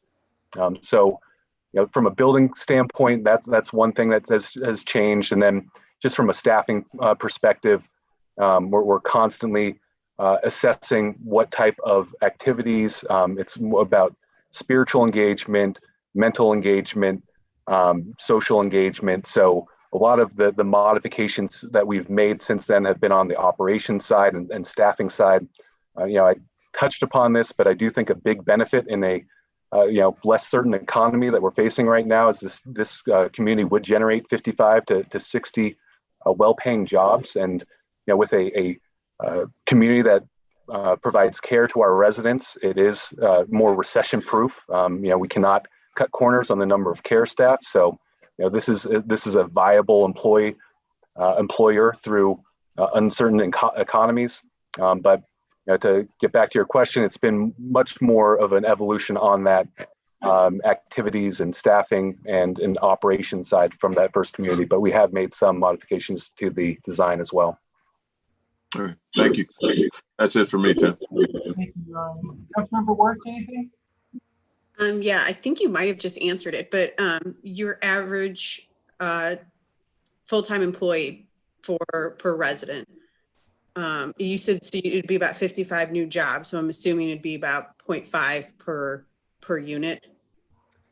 Right, but that's over the course of, this is obviously a community that will need to have some staff on site through evening hours as well. So daytime, weekday is really the peak staffing. And at that point, we'll probably have 30 employees when we are fully leased. So it is closer to that 1 per 4 employees to resident ratio, but that still is exceeding code requirements and licensing requirements. Perfect. Okay. I'm just trying to think of the numbers and the traffic. And so it's all kind of fall into place now. So that's all I had. Thank you. Thank you. Councilmember Gibbons. Yes, thank you. I have a couple of questions. First of all, I just wanted to say thank you for the idea of taking the stone wall and using some of the pieces of that in the linear park. I think that's really neat. And the mayor's going to address the fence later in his remarks. But one of the things that I'm hopeful is that the caps that are on the fence that are incredibly unique could somehow be remain or be used or something. They kind of have a pine cone look or what have you. So that was something I wanted to just throw out. I'm assuming, Joe, that during this pandemic, your facilities have been shut down to any visitors. A lot of states had that mandate that we had to follow. We did react a little bit earlier before, especially being so invested in Florida. So we were proactive about that to keep our residents safe, and it did help us. We have less than a 2% infection rate throughout our portfolio. So Obviously, we understand that this pandemic is a major concern for a lot of people. We did source PPE and really take additional steps early on to make sure that we kept our resident and employee population safe. Obviously, nobody is with as many asymptomatic carriers as there are, there's no way to completely keep it out of the communities. But the important thing is to be able to monitor both visitors and employees to make sure that everybody's getting screened, to have the PPE and the foggers that can be very expensive and quite frankly can be tougher for some of the more affordable communities. Being able to have the revenue stream to afford those extra precautions have really helped us get through the pandemic. I'm just wondering what effect that would have, because you have no experience with a public park on your property or retail. So what would you anticipate that if we had those things now, would they be open to the public? So I guess that's just something to think about on whether those would be available. Right. I don't know the answer to that. And then obviously it's we're a long ways out from opening, and we're all praying that things are going to change by the time we're open. But I don't know if the retail would remain open if we were on a lockdown. There was something mentioned about a stop control. What is that? Go ahead, Cheryl. Go ahead. Stop control is just literally just a stop sign. That's all. Okay. So that would be on the exit right turn only. There'd be a stop sign there. Right. Yeah. Just preventing people from coming out as compared to a completely uncontrolled intersection or signalized intersection. Okay. So yeah, it's interesting. Interesting. They just don't say stop sign. I would understand that. Okay. Sure. Sure. So I was wondering about the marketing. I actually have a father that's over at Aberdeen, and I see that they have marketing programs all the time. Lots and lots of people visiting.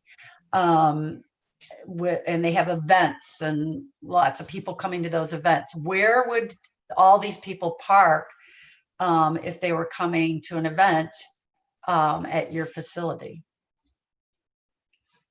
So, as mentioned, these events are typically, they're not going to be planned during the peak parking usage hours, but we do have to be prepared. We're trying to prepare for the worst case scenario for parking requirements, but there's always going to be some special events and holidays where there could be some overflow needs.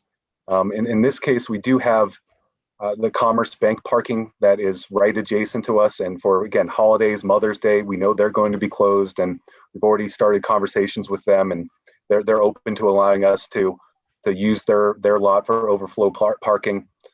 In other cases, we haven't had that luxury of having a use next door that would allow that. So we're very experienced in working with local schools or office parks or country clubs or churches, again, for an overflow parking agreement where we could use our community bus. And while it could be tough to control visitors from going to an offsite location, we could at least make sure that our employees are using that offsite location, and we'll use the bus to transport them to our site. So with that type of arrangement, we've never had any issues even for those special events and holidays.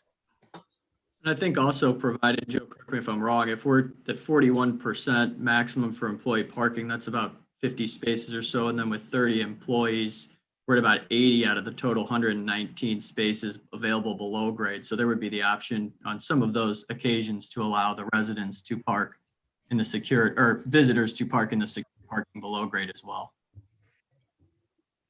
Yeah. Okay, thank you. That's all I had. Councilmember Sears, anything? Unmute yourself. No, Bob. sir. No, sir. Thank Okay. you. All right, very good. All right, now we will go to comments. So for anyone wishing to make a comment, please give your name and address. Do we have anyone wishing to make a comment? Bill Hutchison. All right. Phil, you can speak now.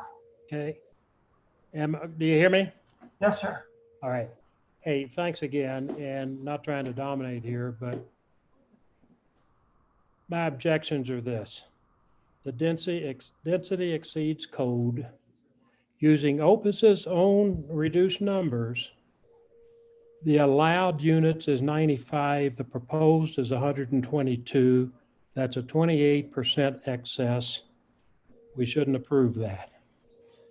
Parking, I've already talked about, but want to add a couple of points in the text amendment discussion. They're saying 6 visitor spaces for 122 units. Next door is our condo. We've got 12 units, mostly with 2 people and one with 1 people in them. And we have 4 visitor spaces in our Circle Drive for 12 units that are usually, well, they're not always, but they're often full. So and they mentioned it, I heard 55, then I heard it drop to 35. This is 131 spaces for 122 residents plus a staff of either 55 or 35. I'm not sure, 30 to 35. So I'm just emphasizing the proposal as it is will create a horrible parking problem. Point 3 on the traffic. Number 1, the traffic conclusion that there's no big traffic deal comes from the consultant hired by Opus to support Opus, not to protect Kirkwood citizens. I'm not surprised by their conclusion, but I do want you to make sure you note even their conclusion that we already have a problem at Adams and Taylor already. And on the traffic issue, I don't see how the council can approve this out of compliance project without approving the neighboring flats similarly out of compliance project. So the traffic study shouldn't be done first by the developer, it should be done by Kirkwood, and it should consider the traffic problem of approving both of those overly dense projects. Fourth, I think the precedent of allowing the zoning code to be eviscerated is bad for Kirkwood. I don't know how you turn down any future project if you do that. And just one more comment on the conundrum of whether the average age here is 85 going into the unit when the minimum is 55, or whether what I think it's going to be closer to 75, at least for the independent living, and they're going to be healthy people, many with 2 cars. If the 85 is correct, don't expect many of them to be walking up to Kirkwood stores. If the 75 or 78 is correct, as I think it is, you don't have near enough parking. So I've repeated some things, but I do think, as someone said, this is the wrong project for this prime piece of land, and Kirkwood does not have to settle for the wrong out of compliance project, and I thank you for listening. Thank you, Phil. Do we have anyone else wishing to speak? Parker Penn. All right. Hi, everyone. Come on, Parker. Hope everybody's well. Cardinals are tied 6-6, so I'll try to make it quick. Just very quickly, this project brought two things to mind. The first is the number of days over the quarantine that I walked downtown Kirkwood and met my grandma and grandpa up at Kirkwood Farmers Market. My grandparents live in an apartment on Washington, just east of this proposed project. And I just think the opportunity for so many other residents of Kirkwood to, meet with other generations and interact with other generations and watch multiple generations of Kirkwoodians come together, especially with the retail down below and the assisted and independent living up top. I think it really brings a lot of different groups together and is a positive in that sense. The other thing that it reminded me of is every Friday when I was at St. Peter's, not too long ago for me, we'd walk around downtown Kirkwood. We would always walk south. And we'd walk south because that's where Kirkwood was going on. That's where, when we think of the historic heart of downtown Kirkwood, that's where all our memories are. It's that portion south of Adams, really. And the reason why is because north of Kirkwood is pretty dead. If you look at what the site is now, it's a one-story brick building with grass in front of it. And it's surrounded by a lot of parking lots and a lot of auto-oriented places. I just think there's a real desire to have whatever goes there be something that contributes to that historic downtown. But unfortunately, we can't just build historic buildings. We have to build new buildings and hope that, out of the memories we make there, that they become historic in time, as long as they're designed well, and that they can stand the test of time. And I think that this is a project that might do that. There's a lot of options. Kirkwood absolutely should be selective, but I think that we have a lot of space. We can fight the traffic forever, but really just trying to be a prisoner to the current moment, I think, with that logic. And I think that it would benefit us all to look at the long term and look at what we want Kirkwood to be. Thanks so much, guys. Hope it's a good one. Parker, give us your address really quick if you're still there. 3 Windsor Lane, Kirkwood, Missouri, 63122. Thank you. Thank you.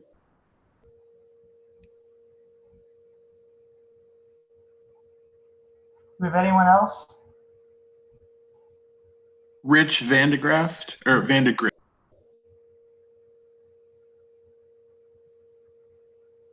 And we live at 131 East Adams in Unit 1D, which is adjacent, our condo building is adjacent to this proposed site for the senior living mixed use facility.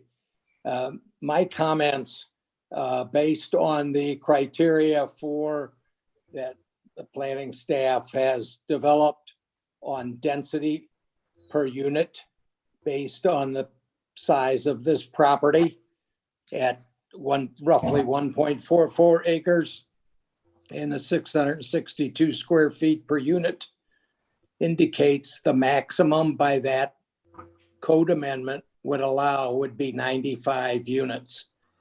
And Opus is proposing, as you know, 122. That's 27 more than the maximum, or 28%.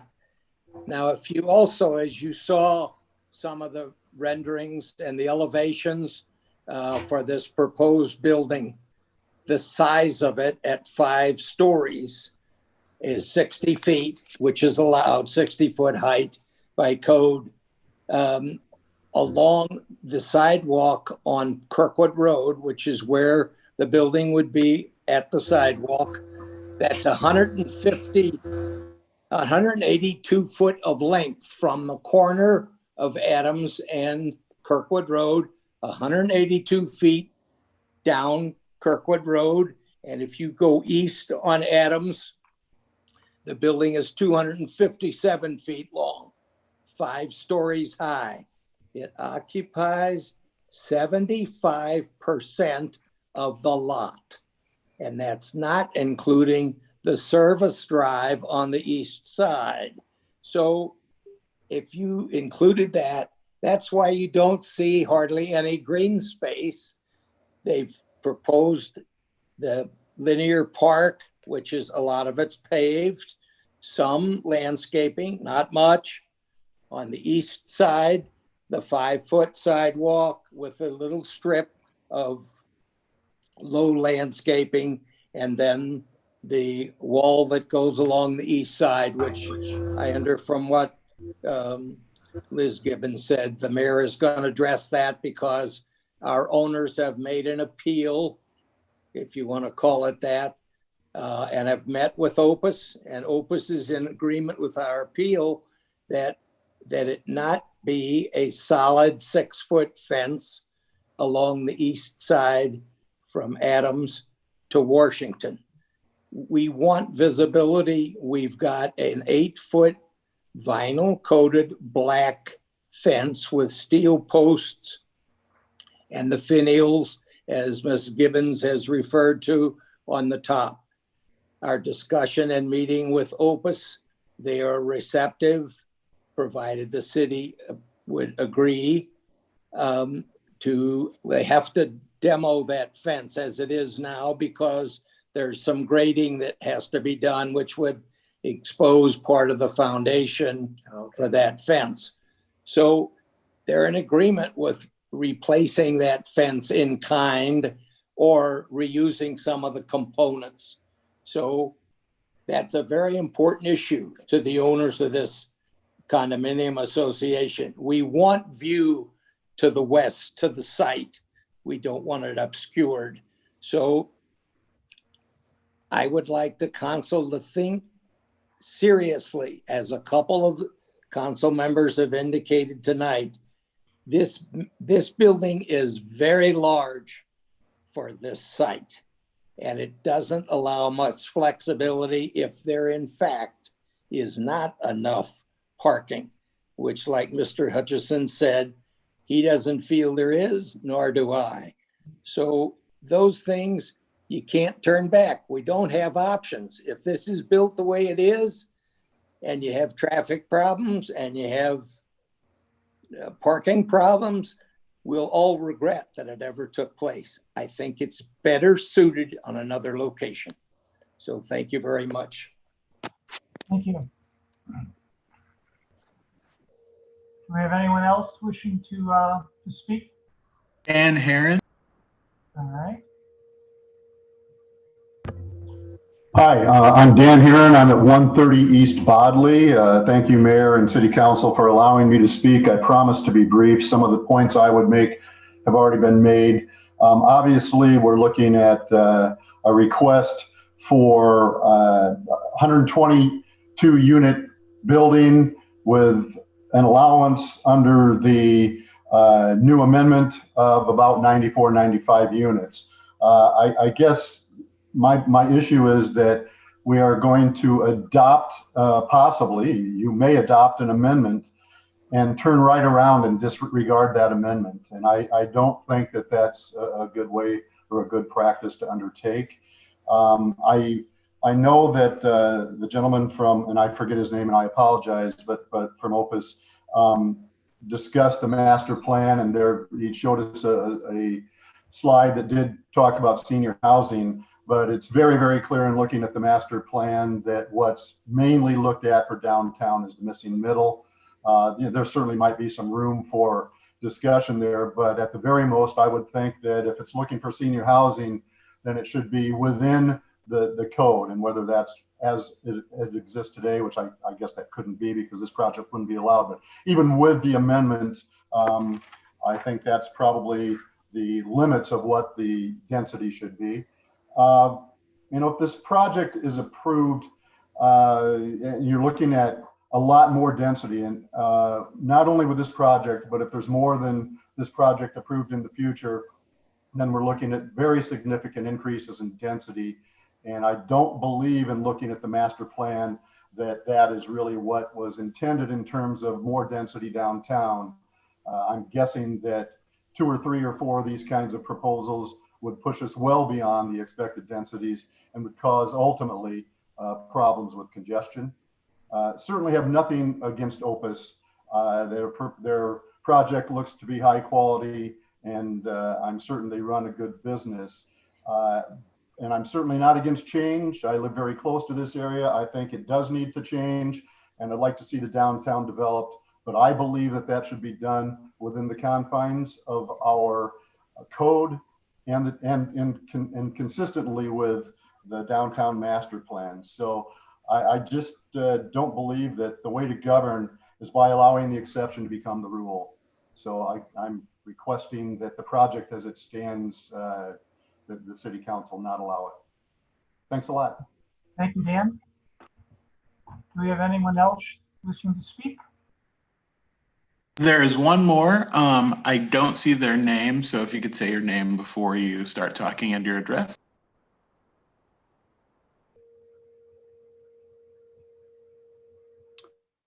Hi, good evening. My name's Ross Sanders. I live at 724 East Madison. Can you hear me okay? Yes, we can, Ross. Great, thank you. I'm in favor of this project. My family recently looked for a senior living community for a family member here in Kirkwood, and we toured the only two options available. Bethesda Gardens, an only independent living community with a significant wait list, and Aberdeen Heights, which had a large entrance fee down payment. I believe we need a high quality rental senior living community here in Kirkwood, just like Webster Groves and similar neighboring cities. Residents that grow old in Kirkwood should have the option to continue to live here when they age. This use has a limited traffic impact, zero impact on schools. It will create new tax revenue for the city and local jobs. Another highlight is the development team and operating company is based here in St. Louis. I believe we need to improve this underutilized and overbanked section of our downtown. Please follow the guidance of the Planning and Zoning Committee, who voted in overwhelming favor to approve the project. Appreciate your time this evening. Thank you so much. All right, thank you. Is there anyone else, or is that all we have? There's Dan Heron. Did I recognize that person Yeah, already? Dan spoke already, yeah. Dan spoke. Okay, I think he just forgot to lower his hand. Okay, all right. Is that it then, Freddie? Yep, that's all. Very, very good. Well, we have no more comments. Do we have any other questions from the council before we close this public hearing? All right. I'll make one quick comment. Councilmember Gibbons mentioned it, and Mr. Vandergrift, regarding the fence. That'll be addressed under the resolution for the site plan for the Commerce northern portion of this piece of property. All right. With that, this public hearing is closed. Now, this item will not be on our next meeting agenda. The zoning code amendment for assisted living would have to be approved before this could be under consideration. So the next meeting, October 15th, we will have the zoning code amendment for assisted living, but this will not be on until later if that is approved. So that will come at a later date. So thank you all for your participation in this public hearing.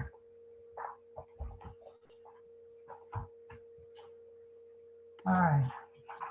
We will now move on to our public comments portion of the meeting. The public comments portion of the meeting is an opportunity for the City Council to listen to comments from citizens. It is not a question and answer session, and the City Council will not respond to comments or answer questions during this period. The mayor may refer any matter brought up to the City Council to the Chief Administrative Officer or City Clerk if action is needed. If there are any comments to be made, if you would please state your name and address for the record. Thank you. Do we have anyone wishing to speak? All right. Seeing none, we will move on to our consent agenda. Is there a motion to approve the consent agenda?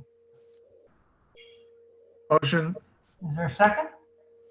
All right. Do we have a second? Second.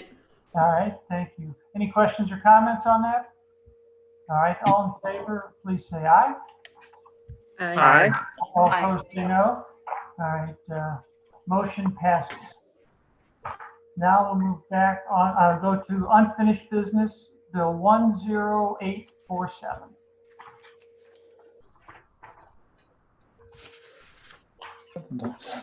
Yes, Mayor and Council, this is an ordinance amending the provisions of the Municipal Code, Appendix A, zoning, Section A-510.8, regarding the frontage occupation requirement in the B2 General Business District, Central Business District.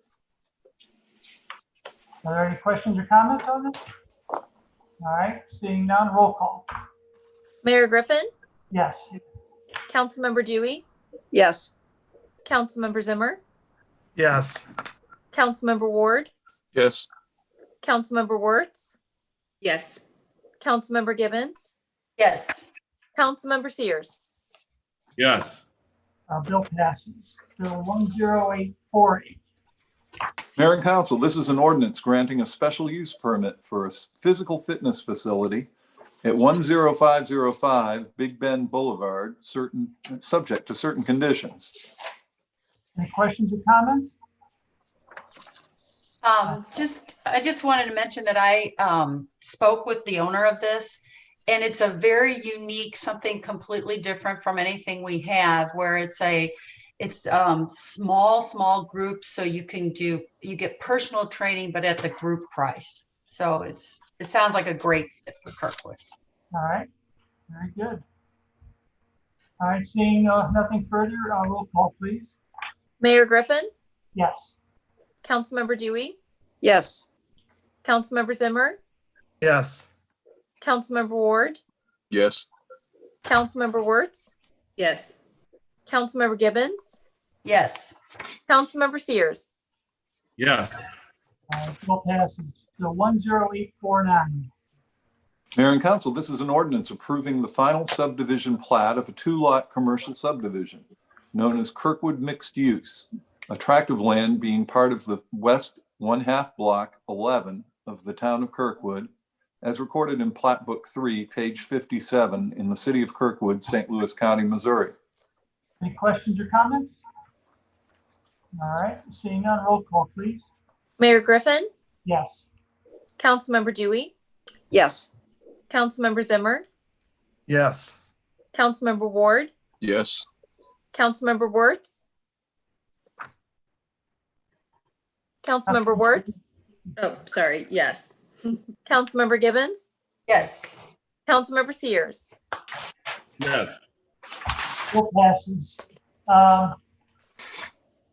Item 4 is, not sure how we exactly handle this. We need a motion to reconsider Resolution 2020, which was a resolution that was approved at our last meeting. John, is that the appropriate way to do this?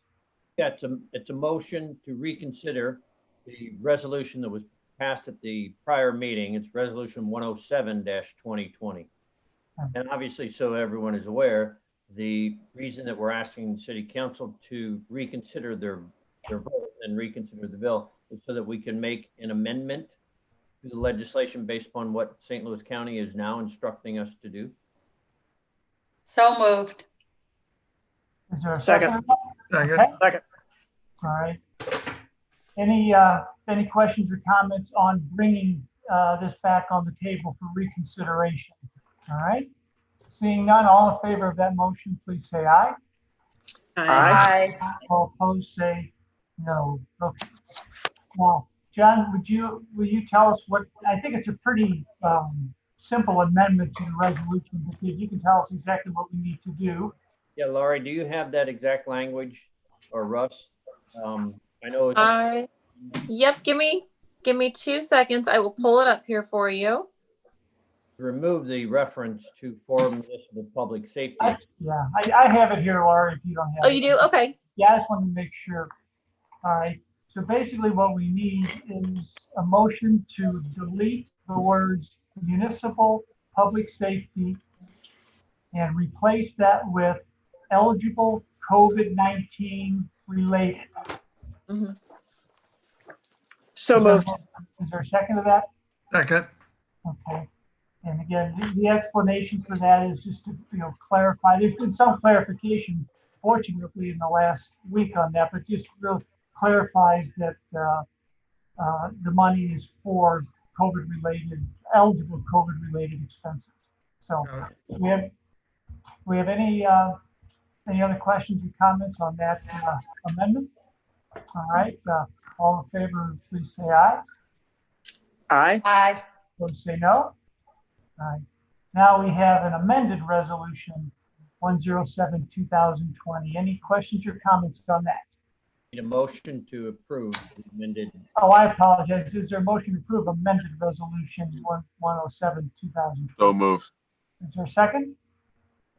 Second. Okay. Any questions or comments on that? All right. Now we need roll call on this, correct, John? Okay. All right. And roll call, please. Mayor Griffin, Yes. Councilmember Dewey, Yes. Councilmember Zimmer, Yes.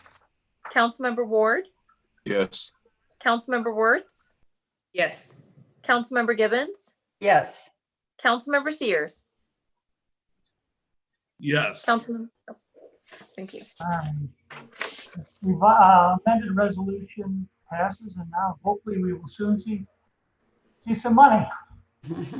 Nice. Okay.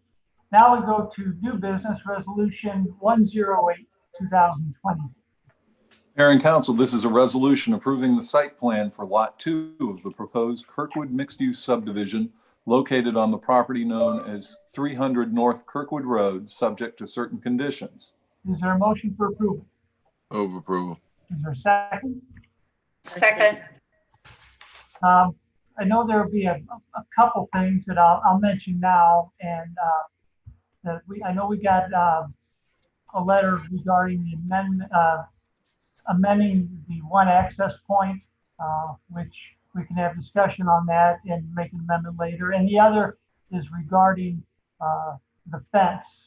Councilmember Gibbons mentioned earlier, and one of the neighboring residents mentioned about instead of having a site-proof fence, an 8-foot chain link fence. So what I thought I would do before we have motions to make amendments for these two things, let's go over any other questions or comments that council may have, and then we'll come back to these two and ask for motions to amend.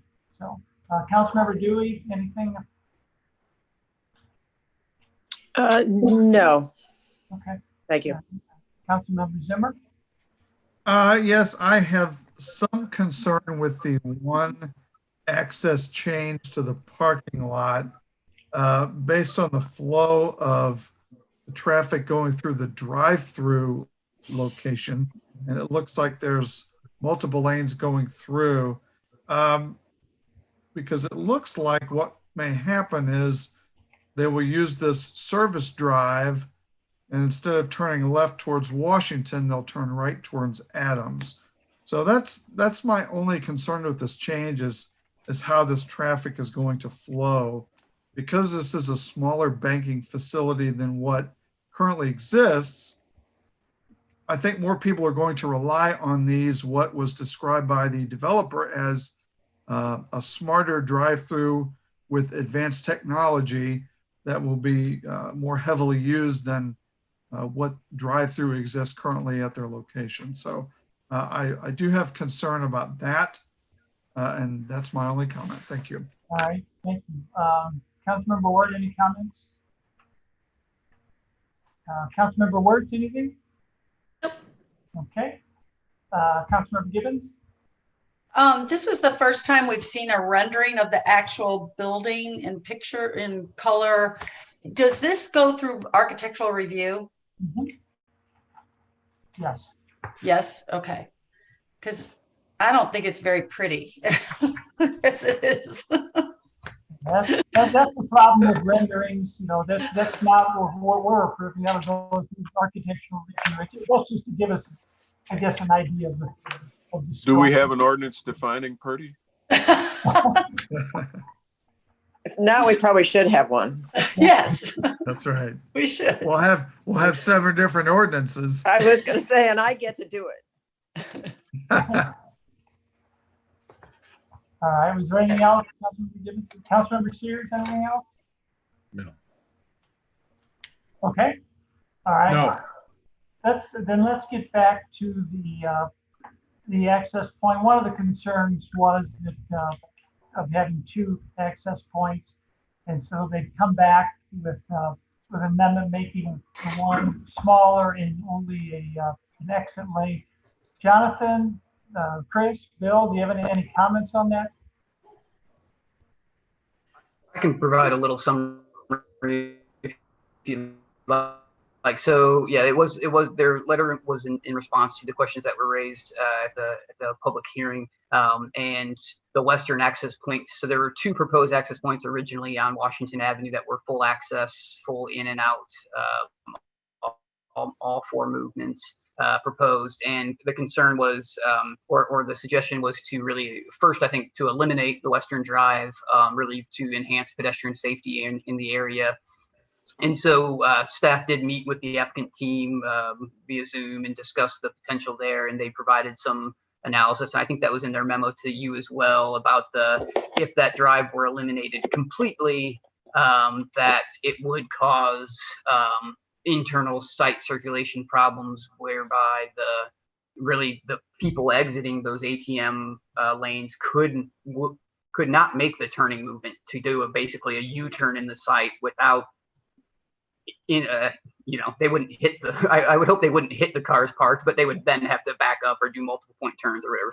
So the flow, the most efficient and really the safest for internal flow would be to still allow those three ATM lanes, teller lanes to towards the northeast to still have a dedicated exit that they could just do a simple right turn. So the really, after the discussion with staff and the applicant, staff recommended that they look at this as an exit only, a narrowed lane, which would provide safer, it's less distance for pedestrians to cross. As an exit, it also eliminates, it's just outward movements. So you eliminate the potential conflict points between people turning right in and left into the site, and pedestrians having to look for that, and the drivers having to look for those pedestrians. So it's really people just leaving the site under stop control again, under the stop sign, being able to see the pedestrians, make eye contact.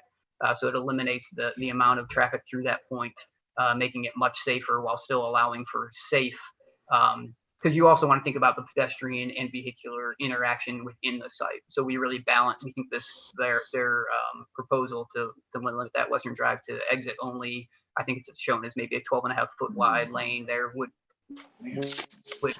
accommodate safety for all users. So. Thank you, John. Jonathan, if we were going to amend that, what would the amendment wording be?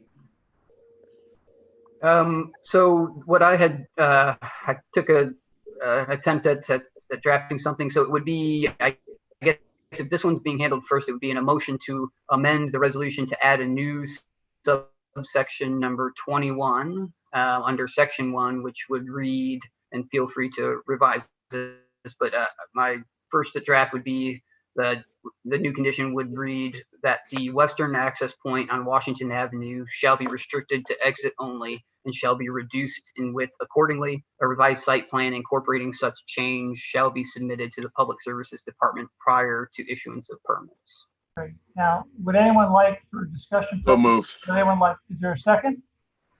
Second. All right, we got a motion and a second on that. Is there any questions on that? Councilmember Zimmer? Just a clarification, Jonathan, this would give an exit point after the customers drive through the ATM areas, correct? Yes, those customers exiting the drive-through area would be able to make a right turn out of the site, correct? Okay, thank you very much. Do we have any other questions or comments on this proposed amendment? All right, seeing none, all in favor, please say aye. Aye. All opposed, say no. All right, motion passes. Then the other item for discussion is the fence, and as was stated earlier, the desire of the residents. I'm going to ask Councilmember Gibbons to say something here in a second, is that instead of the site-proof fence and an 8-foot tall black vinyl coated chain link fence be installed. And Councilmember Gibbons, I think you have a petition or a form signed by almost every resident neighboring that in favor of this. Correct. The only resident, and it's right here, and this is the original with all their signatures, so if I need to get this to someone, I can. The two most affected by this are the two condominiums that are on the west side. And both of them are on here. All the residents except one. The one that didn't sign it is because he pretty much lives in Florida all the time. So he comes back only occasionally. So they were unable to get him. But he's not one of those two on that first western side. And those folks, they just don't want to look at a fence. They enjoy seeing the activity of what's going on the street, Adams, and as well as what's going on at Commerce and the comings and goings, and they want to continue to be able to see that. And if we do make this amendment to this resolution, later on it would have to be put into the site plan for the southern part of the property, but that can come at a later date. So Jonathan gave me a motion. I'll just go ahead and read it. We need a motion for a modification. Excuse me a second. Printed lightly, so I got to put these on. Let's see.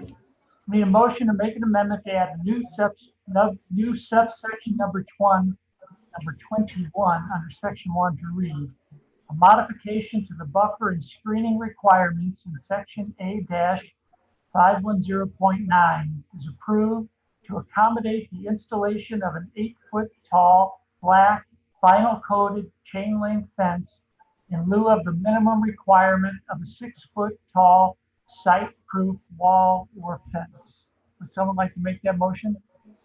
So moved. We got a motion and a second. Is there any, are there any questions or comments on that motion? I think City Attorney Hessel, go ahead. I'm afraid that's going to conflict with section 1, subsection 3, Jonathan.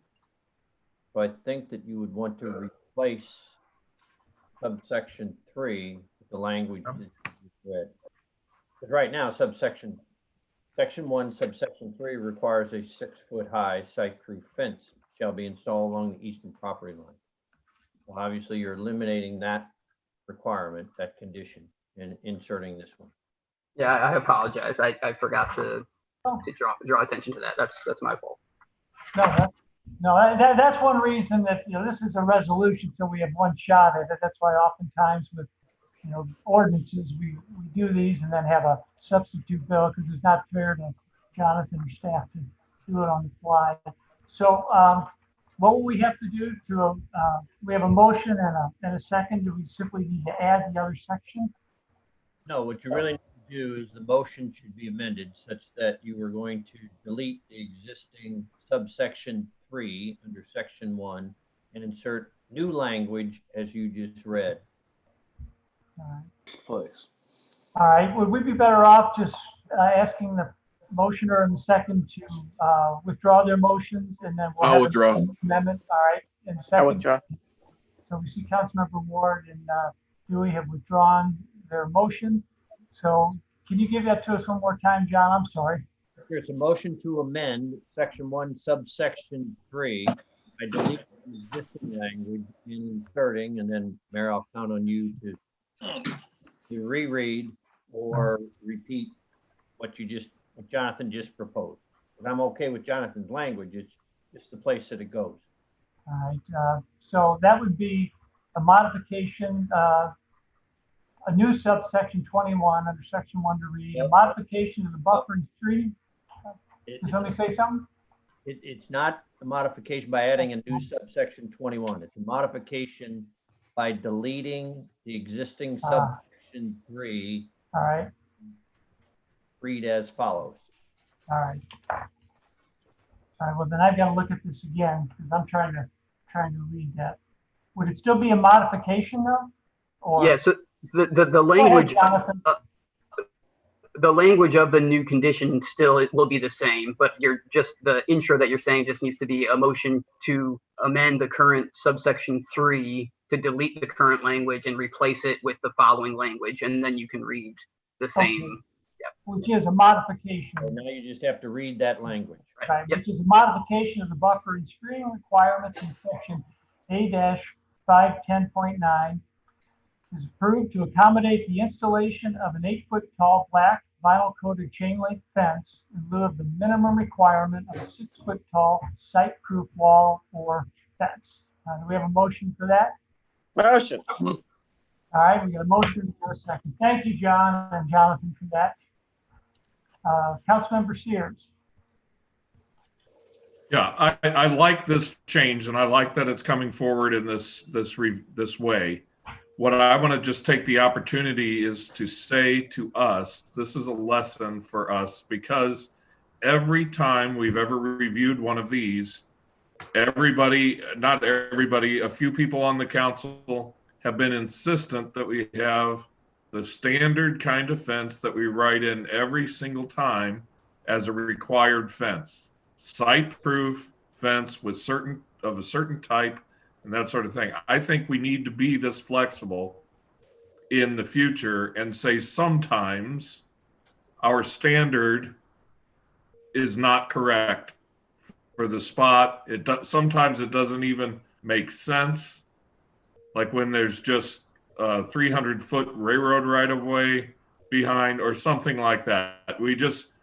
I'm glad that we're dealing with this on this issue and taking care of the people who are concerned about it. And I think we need to be this flexible in the future with regard to this particular requirement.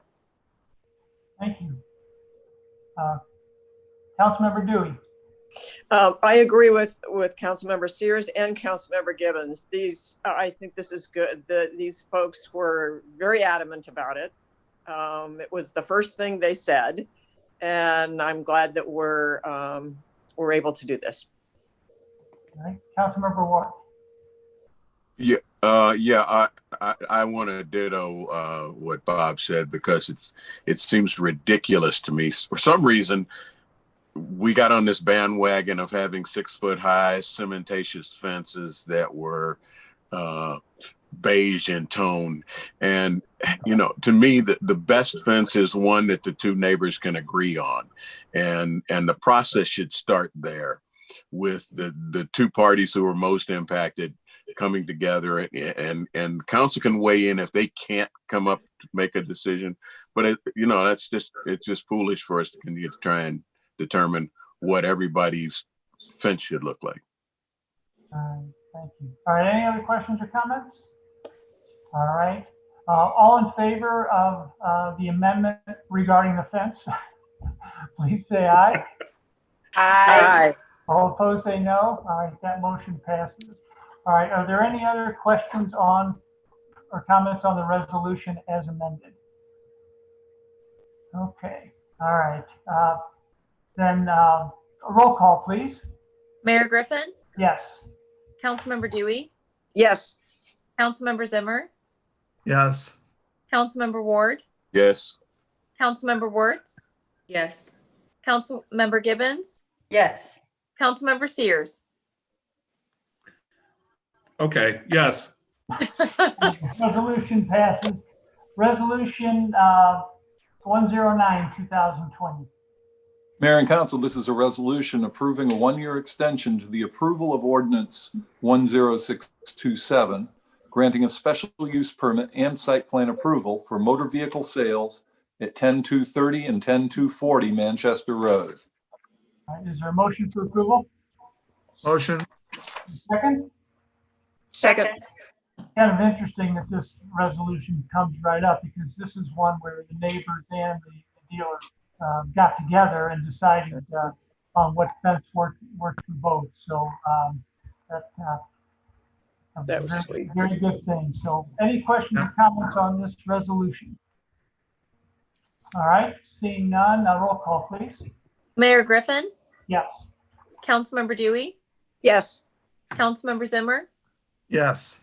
Councilmember Ward, Yes. Councilmember Wirtz, Yes. Councilmember Gibbons, Yes. Councilmember Sears. Yes. Resolution passes.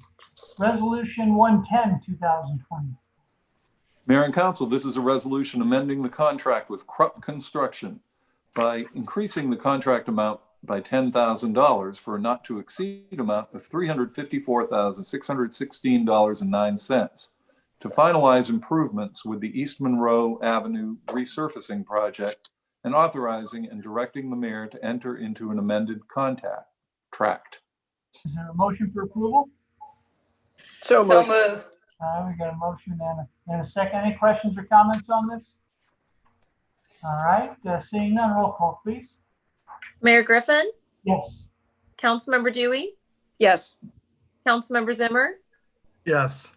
Councilmember Ward, Yes. Councilmember Wirtz, Yes. Councilmember Gibbons, Yes. Councilmember Sears. Yes. Resolution passes. Resolution 111, 2020. Mayor and Council, this is a resolution amending the contract with Krupp Construction by increasing the contract amount by $50,000, which includes a contingency of $4,602.37 for a not to exceed amount of $404,616.09 for the painting of the raised intersection at Taylor Avenue and East Monroe Avenue, and authorizing and directing the mayor to enter into an amended contract. Is there a motion for approval? So moved. Is there a second? Second. All right. Any questions or comments? Or Russ or Bill, would you like to just really briefly explain exactly what this is for and what it's doing? I can give a shot at it, and if Bill wants to add or amend, he certainly may.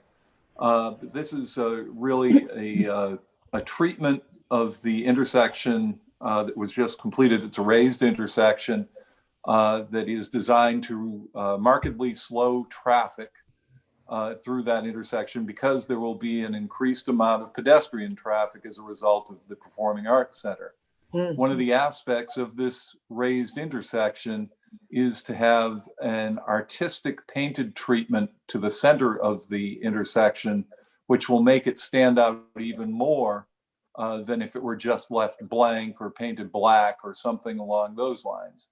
A raised intersection needs to be seen, and it needs to be effectively seen in order to be effective for its purpose of keeping pedestrians as safe as possible. This painted aspect of the center of the intersection is actually an artistic aspect that was approved through the Arts Commission of Kirkwood. And they recommended this treatment as being complementary to the overall arts corridor aspect that is being created with the Performing Arts Center. All right, thank you. Do we have any council comments or questions on this? I'm going to go on this. Councilmember, do you have your hand up? I don't think so. Councilmember Zimmer, did you have your hand up? I saw a few hands. Zimmer, yeah. Yes. This $50,000 for this painted intersection seems fairly expensive, especially with our reduced revenues. Where is the $50,000? What fund is that coming out of? It's proposed out of the Capital Improvement Fund as a result of savings in other projects. My only concern is the cost right now. I don't know if this is something that we can delay until next year, just because $50,000 for just painting one intersection seems a bit high. So. Well, it's more than just painting. I just want to clarify, this is an artistic treatment to the intersection that makes it stand out more than a standard painted intersection. The intent is to really have people notice and be wowed by the treatment there, so they understand that this is a different area of Kirkwood that they're driving in. It is not, a standard intersection. You got to slow down before you go over it and things along those lines. I think one of the reasons that it comes in at 43,000, we did bid it, and it comes in at 43,000 because of the aspects. It's very colorful, and it's a different type of treatment than what you would normally see on streets. And Bill could add to that because he was involved in bidding it and so forth. One of the things is the material that we're using it gives us a life of 3 to 5 years. So it is a different type of material. It's what we used on the intersections here on Kirkwood Road, the red brick pattern. It's that type of material. We did look at another type of material you've heard about before, MMA, and the price almost doubled with the cost of MMA. And so that's why we've selected this for longer lasting. We could go with another material, which at a reduced cost, but would probably only last, a year or two, or have to be refreshed every single year. Okay. All right. Thanks, Bill. Thanks, Russ. Who else had a hand up to speak?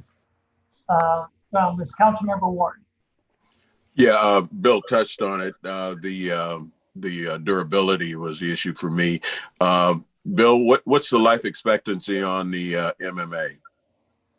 Life expectancy it's about the 3 to 5 year also, but the material itself is it's a 2-part compound, and the labor on it it's much more expensive also. The material's more expensive, and the labor to install it is much more expensive also. Okay, thank you. Anyone else? I saw Councilmember Gibbons. I think it's too much. We just increased the property tax of our residents, and going back and telling them that we're going to spend $50,000 on painting an intersection, in my opinion, doesn't go over very well. I certainly want safety to be considered, but I just don't think that painting it to be safe has to cost this kind of money. All right. Thank you. Councilmember Sears, you have your hand up. That was just related to the durability. I was concerned about you say it will last so long, but how long before, if it's going to be some kind of artwork, how long before it's got tread marks and things like that where we would want to refresh it, maybe earlier than its life? And if we do want to refresh it, how much are we talking about that ongoing kind of keeping it up to snuff? Well, that's a little bit hard to decide to answer, only because of the wear. We don't know where the wear marks will be on the artwork. Okay, so it's a little bit hard to say, but I would say, we would bring that material in-house then, and we would be touching it up ourselves. So it would be a reduced cost, but the material we would have to have on hand. Yes. Is that it, Councilmember Sears? Is that it, Yes. Bob? Okay. Yes. Bill, let me ask a question. If this was not at the Performing Arts Center, obviously we would not be doing this. What would we do at a raised crosswalk at another intersection? We actually have one. We would be doing just the crosswalks. We would be painting the white bars and Continental Crosswalk. Now we're going to be having another one of these, okay? Yeah. Because we've just finished design of the Geyer Road Doughty Ferry one, which calls for the whole intersection to be painted also, okay? Yeah. A red color. So this is something that has been suggested to us, and we're getting a pricing on that right now. So these raised intersections, there is a lot of places that put this street artwork on there. We did last year apply for a grant for $25,000, but we did not get that grant. So that was to defer that cost as much as possible.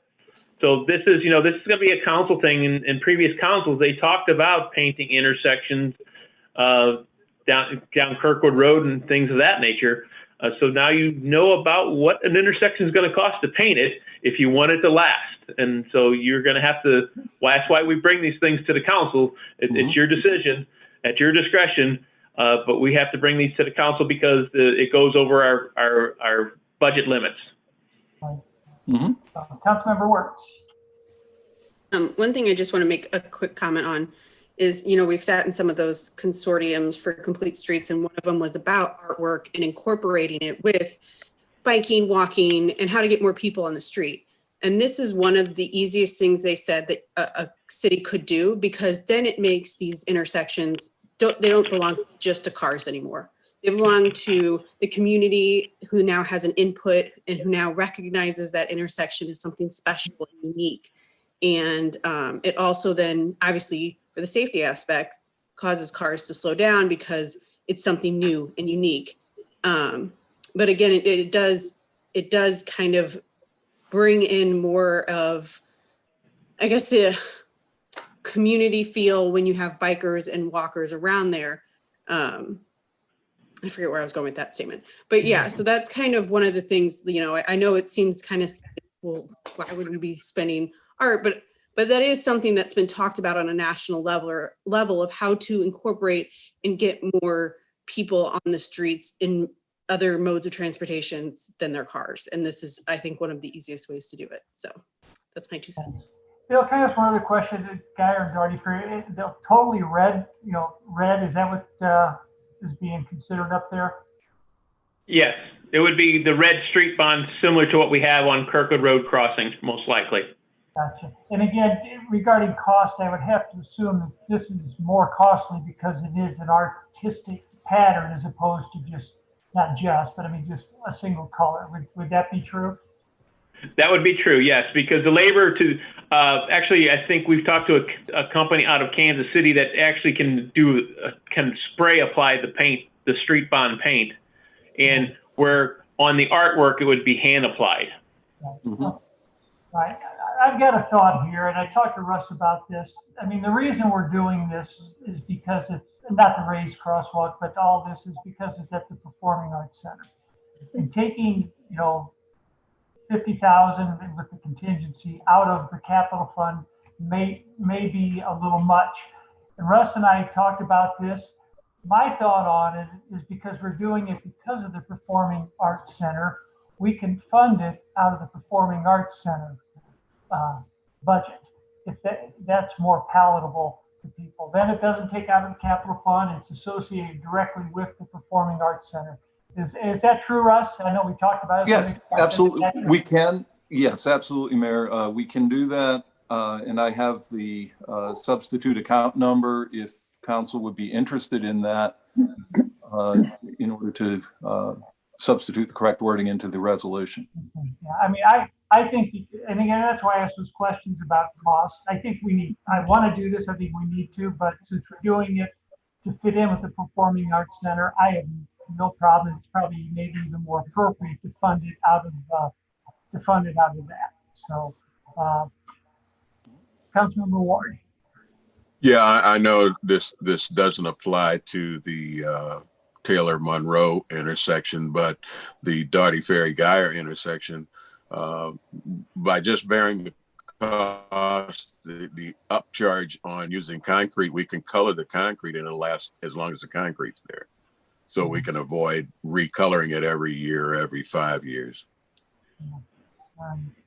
So Russ, would you? I'm going to at least put that on the floor. Would you read what the amendment would be if we were to take it out of Yes. account? Yes. The basically in the whereas section, just before the now therefore. Yep. The words would say funds are available in account number 302-2001-600-75-03. Would someone like to make that Number- motion? Oh, I'm sorry.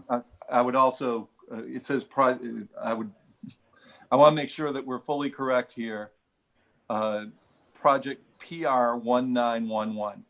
Okay, I'm sorry, Russ. Okay. Would someone make that motion? I move to what he said. Okay, is there a second to that? Second. Okay, any questions or comments? And I won't repeat what I said, but I will. I think since it's for the Performing Arts Center part of it, that's probably the best way to fund it without taking it out of the capital fund for other things. So. I have one question. How many colors are in that design? Do we know? I would say there's at least 6 colors, Chris, would you say? Yeah, there's 3 shades of blue and 3 shades of green and a black background. 7. It's a neat, it's a neat painting, or it's a neat, whatever, rendition. All right. Any other questions or comments on that, Laurie? Russ, can you repeat that project number? Yes, it's I got to put my readers on again. Sorry. It's PR 1911. Thank you. Any questions or comments on that motion? All right. All in favor of the motion to amend the account, please say aye. Aye. Aye. All opposed, say no. All right, motion passes. So we now have an amended resolution 111/2020. Any further questions or comments? I still think that this is just not the right time to do this. Okay. Until our revenues are in order. All right. Any other questions or comments? All right. Roll call, please. Mayor Griffin? Yes. Councilmember Dewey? Yes. Councilmember Zimmer? No. Councilmember Ward? Yes. Councilmember Wertz? Yes. Councilmember Gibbons? No. Councilmember Sears? Yes. All right. Resolution passes. Resolution 112/2020.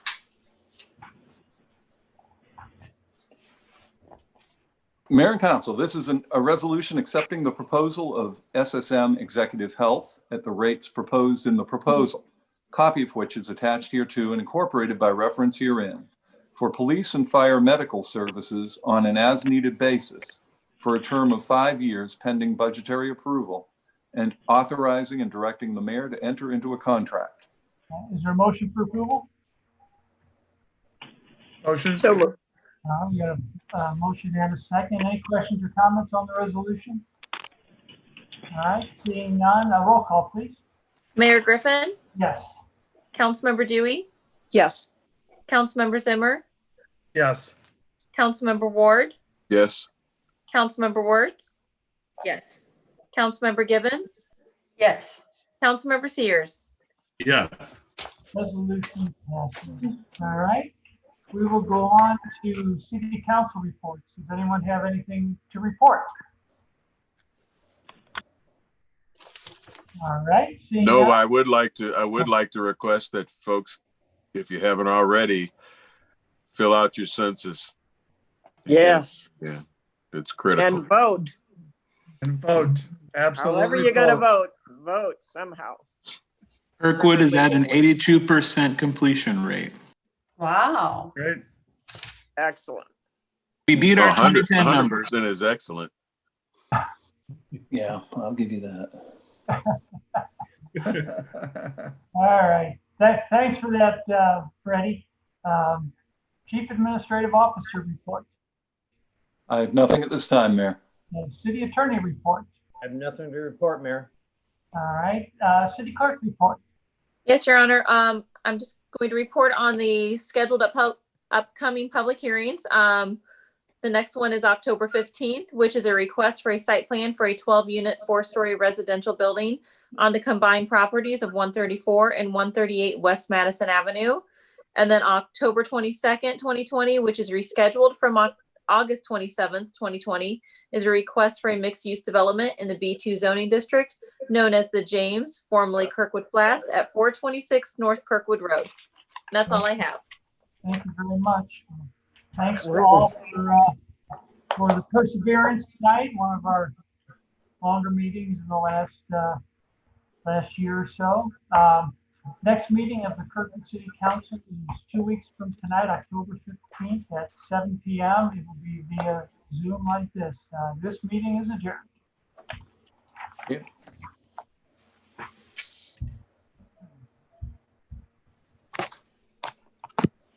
Good night, everybody. Right.